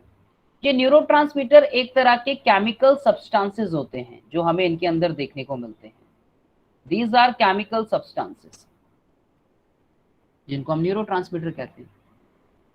एक्सॉन का जो टर्मिनल पर एक वेसिकल्स होती है, और ये जो वेसिकल होती है, ये पूरी की पूरी वेसिकल जो है वो न्यूरोट्रांसमीटर से भरी रहती है, जिसको हम सिनेप्टिक वेसिकल का नाम देते हैं। और ये कहां पर लोकेटेड होती है, एट द टर्मिनल। कहां पे प्रेजेंट होती है ये, टर्मिनल पे। बोलो इतनी बात समझ आई सबको, यहाँ तक बताओ पहले। Yes sir. सर एक बार दोबारा समझा दीजिए, मुझे नहीं आई। बेटा मैंने सिनेप्सिस बताए। सर सिनेप्टिक क्लेफ्ट तक तो मुझे आ गया, पर हाँ। फिर आपने सिनेप्सिस को 2 पार्ट्स में डिवाइड कर दिया, मतलब कैसे? 2 टाइप के सिनेप्सिस होते हैं, एक होते हैं इलेक्ट्रिकल सिनेप्सिस और एक होते हैं केमिकल मतलब ये जो एडजॉइनिंग जंक्शंस जो होती हैं, ये 2 तरह की होती हैं। 2 तरह की होती है, जहाँ पर कुछ में आपके केमिकल सब्सटेंसेस प्रेजेंट होते हैं और कुछ में केमिकल सब्सटेंसेस प्रेजेंट नहीं होते। अच्छा, जिसमें नहीं होते उसको हम इलेक्ट्रिकल बोलते हैं, जिसमें प्रेजेंट होते हैं उनको हम केमिकल सिनेप्सिस बोलते हैं। केमिकल सिनेप्सिस में क्वेश्चन पूछा जाता है कि किसकी वजह से केमिकल सिनेप्सिस होते हैं, तो वो होते हैं न्यूरोट्रांसमीटर की वजह से। फिर क्वेश्चन बनता है कि न्यूरोट्रांसमीटर कहाँ पे प्रेजेंट होते हैं, तो न्यूरोट्रांसमीटर प्रेजेंट होते हैं सिनेप्टिक वेसिकल में। फिर आपसे बोलेंगे कि सिनेप्टिकल वेसिकल कहाँ प्रेजेंट होते हैं, तो बोलना है आपकी at the terminal region of the neuron. हाँ जी सर, जो क्या क्वेश्चन बनता है केमिकल्स में? मैं दोबारा रिपीट करता हूँ। मैंने कहा कि केमिकल जो सिनेप्सिस हैं, आपसे पूछेंगे कि केमिकल सिनेप्सिस किसकी वजह से होते हैं, राइट? मतलब वो जो जंक्शन में जो केमिकल होता है वो किस वजह से होता है? हाँ, वो जो ट्रांसफॉर्मेशन हो रही है वो न्यूरोट्रांसमीटर की हेल्प से होती है। और न्यूरोट्रांसमीटर क्या है, एक तरह के केमिकल सब्सटेंसेस है। न्यूरोट्रांसमीटर कहाँ पे प्रेजेंट होते हैं, न्यूरोट्रांसमीटर सिनेप्टिकल वेसिकल के अंदर प्रेजेंट होते हैं। ये वेसिकल कहाँ प्रेजेंट होती हैं, ये वेसिकल टर्मिनल पे प्रेजेंट होती है, जो फिर इस सिनेप्सिस केमिकल में चली जाती है और फिर आगे फॉरवर्ड करती है मैसेज। करेक्ट, वो आगे मैसेज को लेकर जाता है। तो सिनेप्सिस की हेल्प से इंपल्सेस के ट्रांसमिशन में जो केमिकल्स इन्वॉल्व हैं उनको हम न्यूरोट्रांसमीटर बोल रहे हैं। एक्सॉन के टर्मिनल पे वेसिकल्स हैं, जो वेसिकल्स न्यूरोट्रांसमीटर से एकदम फिल्ड रहती हैं। जब एक्शन पोटेंशियल या इंपल्स एक्सॉन के टर्मिनल तक पहुंचेगा तो सिनेप्टिकल वेसिकल के मूवमेंट को मेम्ब्रेन की तरफ वो स्टिमुलेट करते हैं। ओके। और ये वेसिकल प्लाज्मा मेम्ब्रेन से फ्यूज होकर अपने न्यूरोट्रांसमीटर को सिनेप्टिक क्लेफ्ट में छोड़ देते हैं। आप देखिए यहाँ पे इसी तरफ आएंगे सारे। ओके सर, ठीक है सर। वहाँ पे तो कोई फ्लूइड होता होगा ना प्रेजेंट, उसका नाम क्या होता है? सिनेप्टिक फ्लूइड होता है। अच्छा, ठीक है। और उसमें फिर ये न्यूरोट्रांसमीटर वेसिकल जो है वो अपना रोल प्ले करते हैं। ओके सर, ये तो हमने पढ़ा कि मतलब एक न्यूरॉन से दूसरे न्यूरॉन में कैसे जाएगी। सर एक्सॉन में कोई ऐसी प्रोसेस होती है या फिर वहाँ ऐसे ही चले जाते हैं? बेटा डायरेक्ट इलेक्ट्रिकल इंपल्सेस जा रही हैं। ओके सर, ठीक है। मतलब वहाँ हमें किसी केमिकल की या न्यूरोट्रांसमीटर की जरूरत नहीं होती, वो एकदम अपने आप भेज देता है। वहाँ तो आपने पढ़ा ना इंपल्स, जो कंडक्शन पढ़ा आपने, वो कंडक्शन हो रहा है वहाँ पे। ओके सर, ठीक है। तो ये न्यूरोट्रांसमीटर पोस्ट सिनेप्टिक मेम्ब्रेन पे आपके जो ये पाए जाते हैं ना, स्पेसिफिक रिसेप्टर्स के साथ बाइंड करते हैं बच्चों। यहाँ पे एक स्पेसिफिक रिसेप्टर्स होते हैं, ठीक है, ये जो आपको रिसेप्टर देखने को मिल रहे हैं, पर वो उसके साथ जाके बाइंड हो जाते हैं। और इस बाइंडिंग से जो आयन चैनल्स होते हैं, वो आयन चैनल्स आगे जाके ओपन हो जाते हैं और उसमें आयंस की एंट्री से जो पोस्ट सिनेप्टिक न्यूरॉन पर एक नया पोटेंशियल प्रोड्यूस होता है, जिससे कि आगे की फंक्शनिंग जो है वो कंटिन्यू रहती है। यानी कि आगे की फंक्शनिंग से मेरा मतलब है कि जो मैसेज है वो आगे ट्रांसफर होता रहता है, जैसे कि आपको दोनों पिक्चर्स में दिखाया गया है। मतलब आगे भी फिर दोबारा से पोलराइजेशन और ये सारी प्रोसेस होती है और फिर आगे फिर वही चीज चलती है। तो ये हाँ बिल्कुल, ये जो प्रोसेसिंग है ये आगे की तरफ हमें देखने को मिलती रहेगी। तो ये चीज आपको ध्यान रखनी है इसके अंदर। तो भाई नर्वस सिस्टम जो है हमारा एक सिनेप्सिस, एक उसमें इसके अंदर एक स्ट्रक्चर है जो कि परमिट करता है न्यूरॉन को जिससे कि वो पास हो एक इलेक्ट्रिकल या फिर एक केमिकल सिग्नल के फॉर्म में एक न्यूरॉन से दूसरे न्यूरॉन की तरफ, राइट। और ये Ca2 पॉजिटिव आयंस जो है ये कहाँ, ये अंदर की साइड जाते हुए क्यों दिखा रखे हैं? कैल्शियम आयन से बेटा। हाँ सर, वो अंदर की साइड क्यों जाते हुए दिखा रखे हैं? आयन से बेटा उसको पुश कर रहे हैं कि जिससे कि वो वेसिकल ब्रेक हो और आसानी से वो इन रिसेप्टर्स के साथ आके बाइंड कर पाए। Okay sir. और सर ये प्रोसेस बहुत जल्दी होती है? डिफ्यूजन होता है कैल्शियम आयंस का बेसिकली एक प्री सिनेप्टिक नोब के ऊपर, जैसे कि जो मूवमेंट होती है सिनेप्टिक वेसिकल की इनके सरफेस एरिया के ऊपर, और तो कैरी करते हैं ये न्यूरोट्रांसमीटर को। Okay sir. इसीलिए ये रिसेप्टर और एंजाइम में ये ट्रायंगल से ओपन है, यहाँ पे ये न्यूरोट्रांसमीटर आ जाते हैं। करेक्ट। ओके सर, समझ आ गया। Right, good. और फिर ये Ca2 पॉजिटिव आयंस जाते कहाँ हैं? इनको कुछ कौन से 2 पॉजिटिव? Calcium 2 positive ions? हाँ सर। बेटा यही तो पूरे ये इस मैकेनिज्म को आगे चलाने में अपना रोल प्ले कर रहे हैं ना आयंस। फिर बाहर निकल जाएंगे? खत्म, उसके बाद फिर नया पोटेंशियल आएगा, फिर उसी तरह से वो ट्रांसफर होंगे। ओके सर, इसलिए हमें कैल्शियम की बहुत ज़रूरत है। कैल्शियम की तो ज़रूरत है, आपकी बॉडी में बनते भी हैं जो आयंस होते हैं और आप अपनी डाइट से भी लेते हो। तो ये इस तरह से मैकेनिज्म जो है ये पूरा का पूरा आपका चलता रहता है। फिर आप उसके अंदर पढ़ेंगे उसको कि जो सिनेप्सिस हैं, फिर वही आपकी जो एक किताबी जो भाषा आप उसको पढ़ेंगे, आप उसकी स्टडी करेंगे सभी लोग, और उसकी एक अपने जो नोट्स जिस तरह से आप लोग बनाते हैं, जैसे भी करते हैं आप लोग, उस तरह से उसको देखेंगे। तो ये सारी चीज़ें फिर आपको पता लगेंगी और डिटेल में इलेक्ट्रिकल इम्पल्सेस और केमिकल इम्पल्सेस के बारे में आपको पता लगा।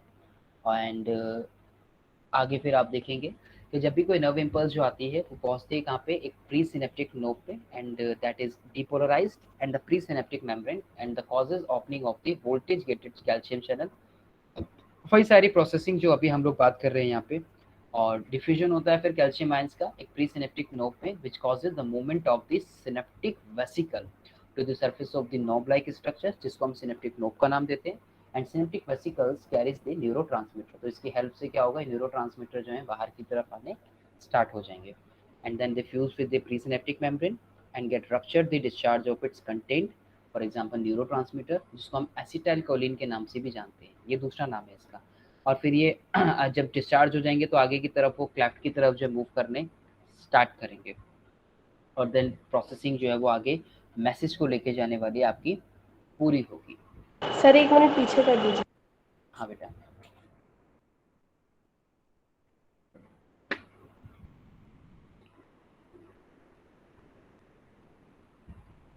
सर न्यूरोट्रांसमीटर का साइंटिफिक नेम है ना ये? एसिटाइलकोलिन बोलते हैं इसको। हाँ ठीक है सर, कर दीजिए आगे। बेसिकली ये केमिकल सब्सटेंसेस हैं, आप इसको केमिकल सब्सटेंसेस भी बोल सकते हो, ठीक है।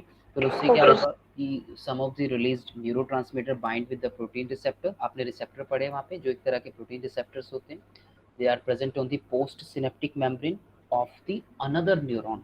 और ये जो रिसेप्टर्स हैं अनदर न्यूरॉन पे प्रेजेंट हैं, जो उसको कैरी कर रहे हैं कि आइए हम आपकी जो मैसेज है उसको आगे लेकर भागेंगे, and the change the membrane potential.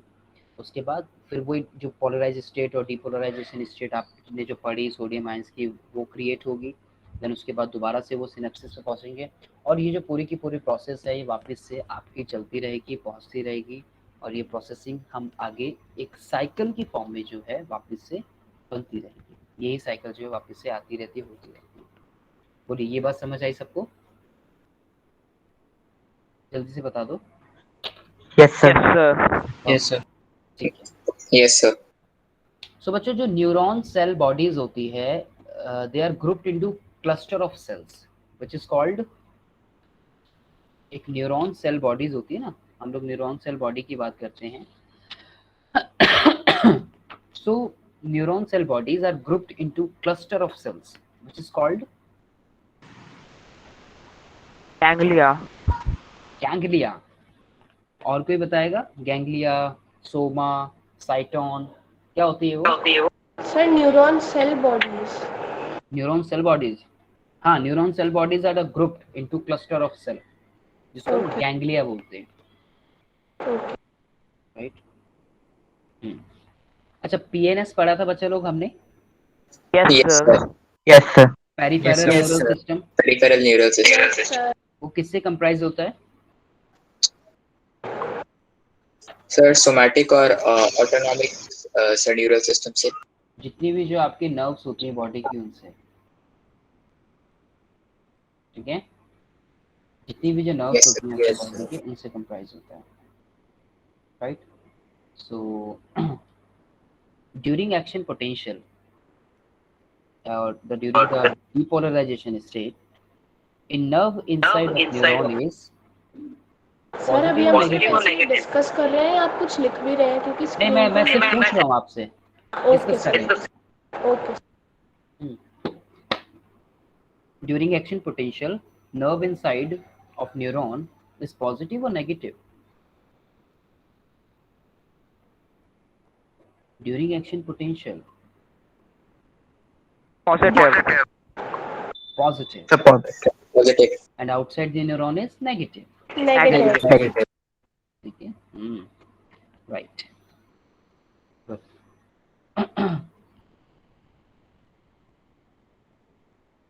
In the exoplasm, negatively charged protein molecules are present, which are neutralized due to the presence of a large number of which ions?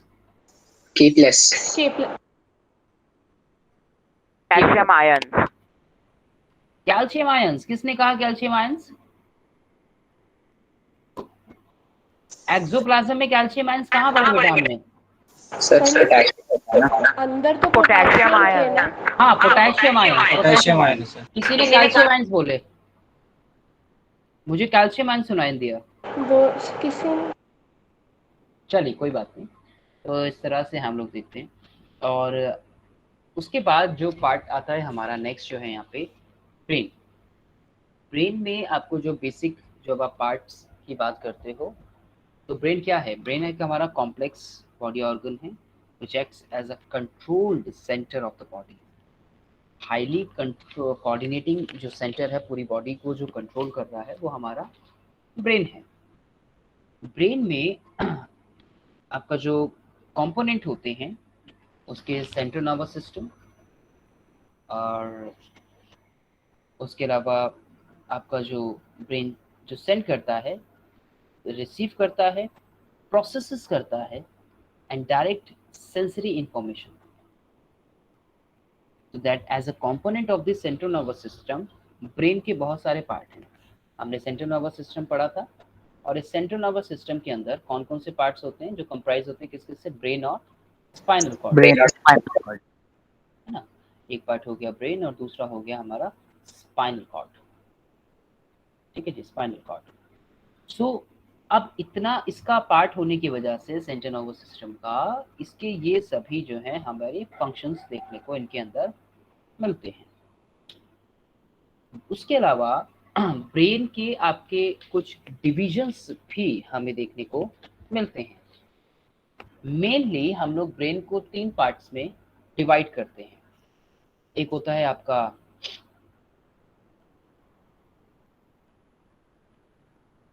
Fore brain, एक हो गया आपका mid brain और एक हो गया आपका hind brain. Hind brain. और तीनों के अपने डिफरेंट फंक्शंस होते हैं। हमारे बॉडी के जितने भी जो वाइटल ऑर्गन्स होते हैं नेचर में नेचुरली हमारी उस पार्ट को एक प्रोटेक्शन मिलती है। जैसे कि आप लोगों ने पढ़ा होगा हार्ट को लेकर, हार्ट के लिए आपके पास एक सेंट्रली एक लॉन्ग बोन, एक फ्लैट बोन होती है जिसको हम स्टर्नम का नाम देते हैं। आपके लंग्स एक वाइटल ऑर्गन्स के अंदर आते हैं। आपके लंग्स को रिब्स का केज प्रोटेक्शन, यस सर। आपकी किडनीज जो होती हैं, किडनीज को पीछे से प्रोटेक्शन मिलती है वर्टिब्रल कॉलम की भी, वर्टिब्रल कॉलम से, और आगे से आपका जो एब्डोमेन है वो उसको एब्डोमेन डिस्टेंस है वो प्रोटेक्ट करके रखती है। मतलब आप और ब्रेन क्योंकि एक बहुत ज़्यादा वाइटल ऑर्गन है तो भाई यहाँ पर भी कुछ लेयर्स होती हैं जिसको हम मेनिंजेस का नाम देते हैं। ये जो मेनिंजेस है इसके अंदर किसका नाम लेते हैं सर, लेयर्स का? Meninges. Okay, so here we have meninges, right. तो मेनिंजेस क्या होता है, मतलब कुछ मेम्ब्रेन्स होती हैं जिसको हम बोलते हैं पाया मैटर, ड्यूरा मैटर और अराकेनॉइड। देखिए आउटर से अंदर की तरफ अगर हम जाएं तो ये जो मेम्ब्रेन्स होती है they are tough. The outer, देखिए सबसे पहले हमारे हेयर्स प्रेजेंट होते हैं। मैमलियन कैरेक्टर जो है मैमल्स का, हेयर्स प्रेजेंट होना उनकी बॉडी के ऊपर, ये एक उनका कैरेक्टरिस्टिक फीचर है। तो हेयर्स के बाद बच्चों क्या आता है, स्किन आती है। स्किन के बाद आता है स्कल, है ना। यही तो होता है, अगर मैं एक प्रॉपर सीक्वेंस में चलूं तो हेयर होते हैं पहले, एज अ प्रोटेक्शन ले सकते हैं। उसके बाद क्या होता है, उसके बाद स्किन आती है। स्किन के बाद आपका क्रेनियम, क्रेनियम, जिसको हम स्कल का नाम भी देते हैं, यस है ना। ये पार्ट्स हमें देखने को। सर हेयर कैसे प्रोटेक्शन दे सकते हैं वो? बेटा हेयर भी एक तरीके से हमें प्रोटेक्शन देते हैं। आपके सर पे बाल हैं और कोई आपको अगर मैं कुछ पिटाई करता हूँ डंडे से तो उस टाइम पे सोचिए कि आपको कम लगेगा, और अगर बाल नहीं है किसी इंडिविजुअल के, मैं उसके बाद उसके डंडे से पिटाई करता हूँ तो उसको ज्यादा लगेगा। सर एक बेसिक पॉइंट जो मैमेलियन का जो कैरेक्टरिस्टिक फीचर होता है हेयर्स होना उसकी बॉडी पे, तो बाहर से अंदर की तरफ अगर हम जाएं तो हेयर हमें प्रोटेक्शन का काम करते हैं। और सर मेनिंजेस जो है वो ब्रेन स्टेम को प्रोटेक्ट करते हैं। ब्रेन स्टेम का मतलब क्या है? ब्रेन स्टेम जो है वो नीचे वाले पार्ट से है, अभी आएगा। मेड्यूला ऑब्लोंगेटा, मेडुला ऑब्लोंगेटा जो उसका लोअर पार्ट की जब हम बात करते हैं, जहाँ पे आपका स्पाइनल कॉर्ड प्रेजेंट होता है, तो वो सिर्फ उसी को प्रोटेक्ट करता है क्या? मेनिन किसने कहा? लिखा है ना, कहाँ लिखा है?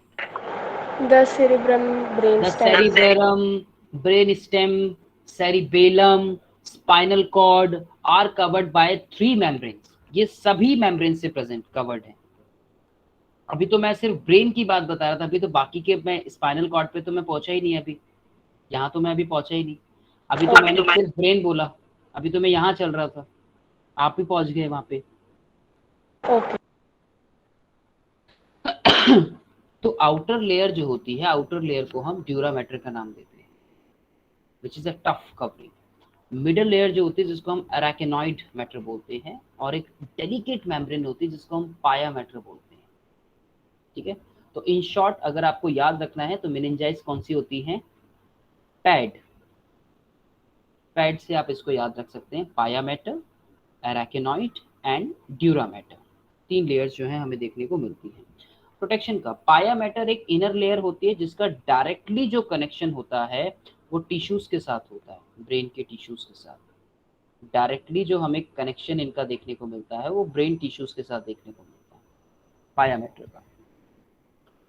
सो अराकेनॉइड मैटर और पाया मैटर के बीच में कई और भी स्पेसेस प्रेजेंट होते हैं जो कि कवर्ड होता है किससे? एक टाइप के फ्लूइड से, जिसको हम सेरिब्रो स्पाइनल फ्लूइड का नाम देते हैं, सेरिब्रो स्पाइनल फ्लूइड। और ये जो फ्लूइड प्रेजेंट होते हैं ये किसी एक डायरेक्ट शॉक से बचाते हैं। कोई एकदम से शॉक लगा किसी को तो उससे भी बचाते हैं, जितने भी जो फ्लूइड प्रेजेंट होते हैं। तो ये जो फ्लूइड है ये एक स्पेस होता है किसके बीच में? The fluid present between the space, और ये स्पेस किस किस के बीच में होगा? अराकेनॉइड मैटर स्पेस जो होगा कहाँ किस किस के बीच में? अराकेनॉइड मैटर के, अराकेनॉइड एंड पाया मैटर के बीच में, इन दोनों के बीच में स्पेस होता है, राइट। जिस स्पेस को हम नाम देते हैं सुब्रैक्नॉइड स्पेस।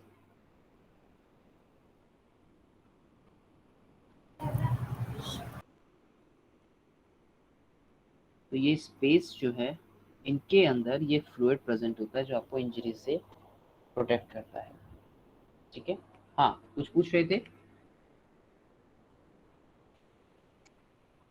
सर जो ये सेरेब्रोस्पाइनल फ्लूइड होता है सर, ये जैसे हमने प्लूरल फ्लूइड पढ़ा था सर, वैसे ही फंक्शन करता है ना? जैसे आपने प्लूरल फ्लूइड पढ़ा कहाँ पे, प्लूरल मेम्ब्रेन में।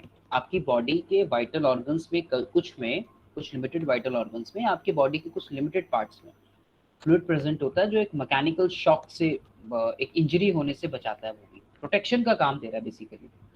मान लीजिए एकदम से हम गिरे, बहुत जोर से झटका लगा हमें या शॉक लगा, तो एक स्पेस जो है फ्लूइड होने की वजह से वो प्रेशर थोड़ा सा कम हो जाता है। सर एक बार दोबारा समझा दीजिए। हाँ बेटा, मैंने कहा कि हमारा जो ब्रेन है उसके पास एक प्रोटेक्शन है बच्चों। जो प्रोटेक्शन है जिसको हमने पैड बोला, पैड यानी कि एक आउटर मेम्ब्रेन है जिसको हम ड्यूरा मैटर बोलते हैं, एक मिडल मेम्ब्रेन है जिसको हम रैकेनॉइड मैटर बोलते हैं, और एक मोर डेलिकेट इनर मेम्ब्रेन है जिसका कनेक्शन डायरेक्टली ब्रेन के टिश्यूज के साथ है। उसको हमने नाम दिया किसका, पाया का। ठीक है, उसके बाद हमने कहा कि उसके अलावा ब्रेन यहाँ पर एक स्पाइन, एक फ्लूइड प्रेजेंट होता है, और वो फ्लूइड जो है एक इंजरी से बचाता है, एक शॉक एब्जॉर्बर का काम करता है। सर कहाँ पे प्रेजेंट होता है?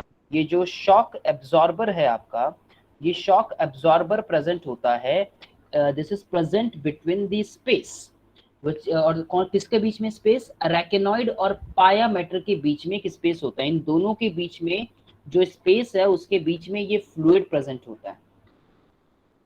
पर सर अगर हमें बिजली का झटका लगता है तब तो पता चलता ही है। नहीं वो नहीं, वो वाला शॉक नहीं। मैंने कहा कि आप गिर जाते हैं या आपके ब्रेन पे कोई चोट लगती है उस कंडीशन में। क्योंकि तो आपको बिजली का झटका लग रहा है वो जरूरी नहीं है कि वो आपके ब्रेन से ही जा रहा है, वो तो आपको हाथ पैर कहीं भी बॉडी के किसी पार्ट से भी लग सकता है। यस सर, है ना। लेकिन मैं वो उसकी बात बता रहा हूँ कि अगर आपके एकदम जो हेड रीजन है उसके ऊपर कोई फोर्सफुली अगर कोई एकदम से इंजरी होती है तो उससे जो फ्लूइड होता है वो उस इंजरी को ब्रेन, उस शॉक को ब्रेन तक पहुंचाने में थोड़ा टाइम लेता है, या ना के बराबर टाइम लेता है। तो वो सारा जो प्रेशर है वो फ्लूइड के अंदर ही खत्म हो जाता है, ब्रेन तक पहुंच ही नहीं पाता। जब पर बहुत भारी उससे मारे वो अलग है, देखो वो चीज अलग है। प्रेशर तो कितनी ज्यादा हो सकता है ना, फोर्स तो कितनी देर में हो सकता है। पर सर जब हमें सिर पे चोट लगती है तो वो तो थोड़ा सा गोल गोल सा फूल नहीं जाता?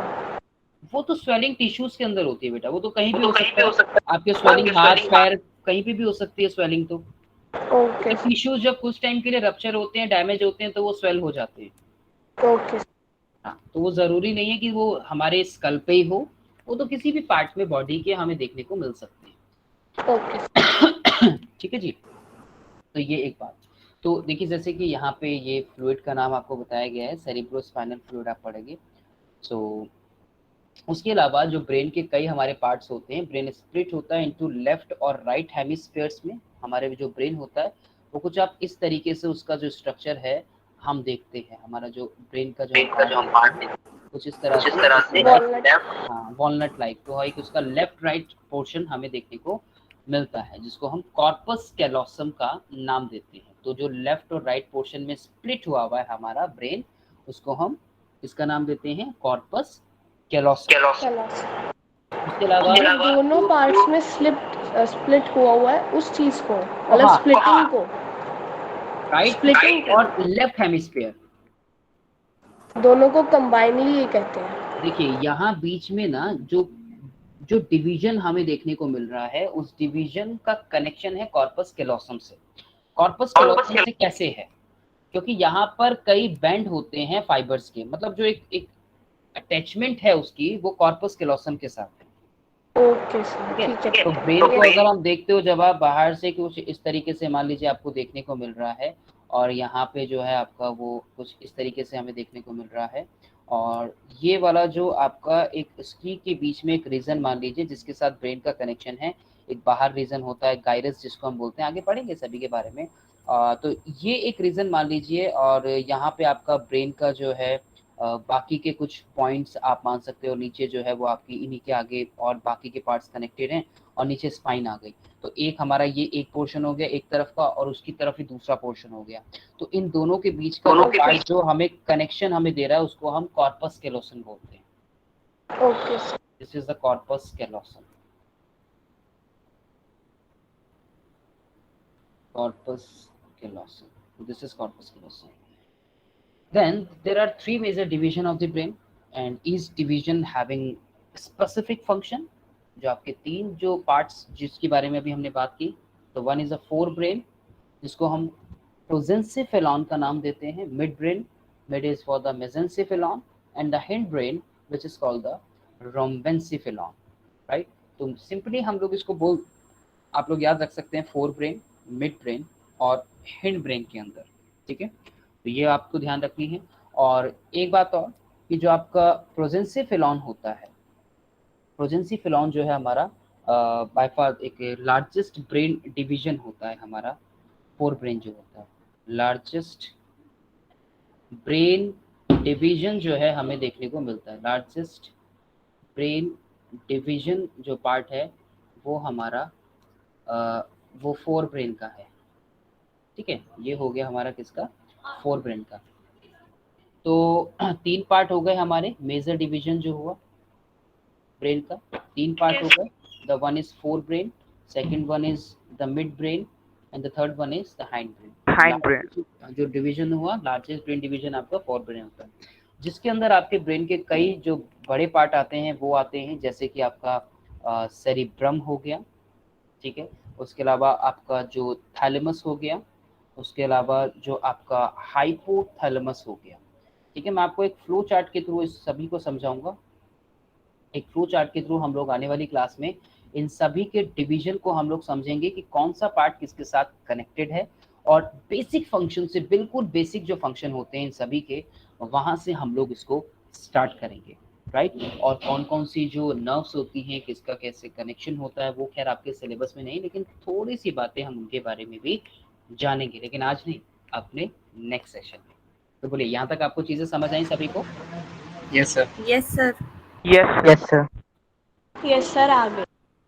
सर लार्जेस्ट ब्रेन डिवीजन मतलब वो जो पार्ट होता है ब्रेन का वो सबसे बड़ा होता है ना?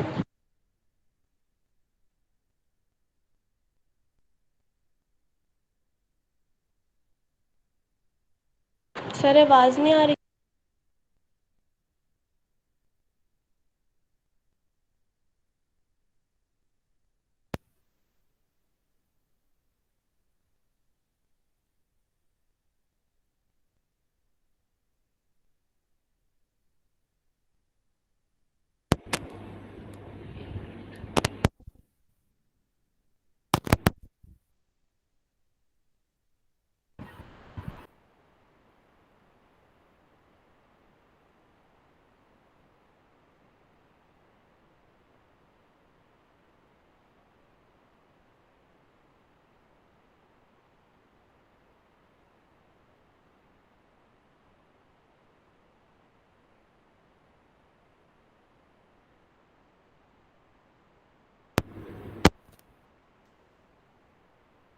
सर आवाज नहीं आ रही. सर आपकी voice sir you are not Audible.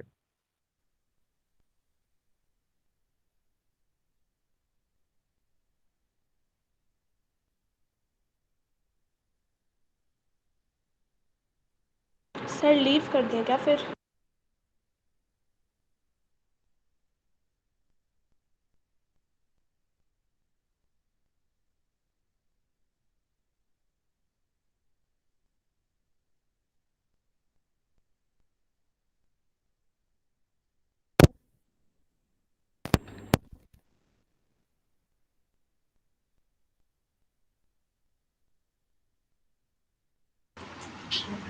No sir. No sir.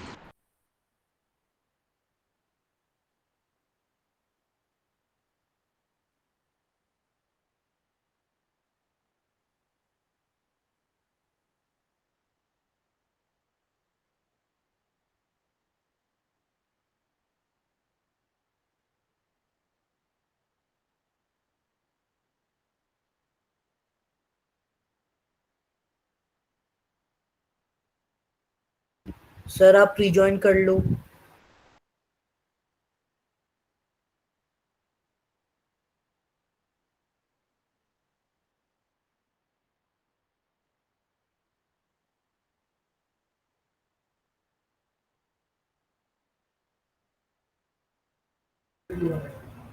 Sir setting में माइक्रोफोन चेक कर लेगा.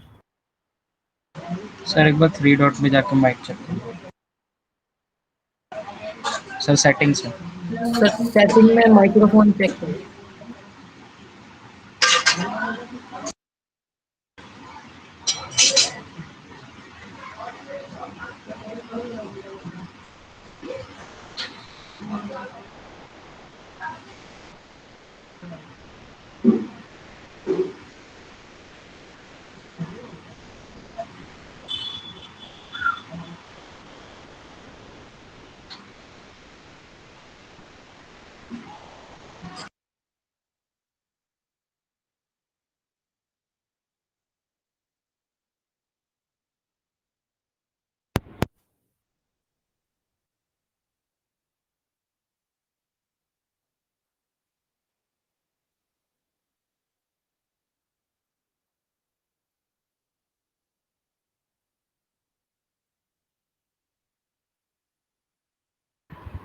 Okay sir.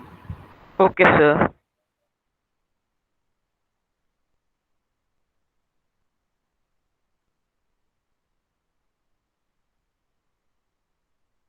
Okay sir. Okay sir, bye sir.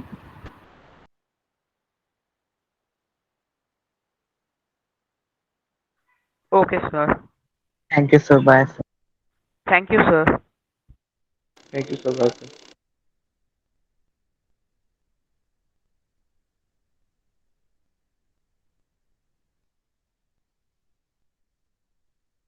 Bye, thank you sir. Thank you sir.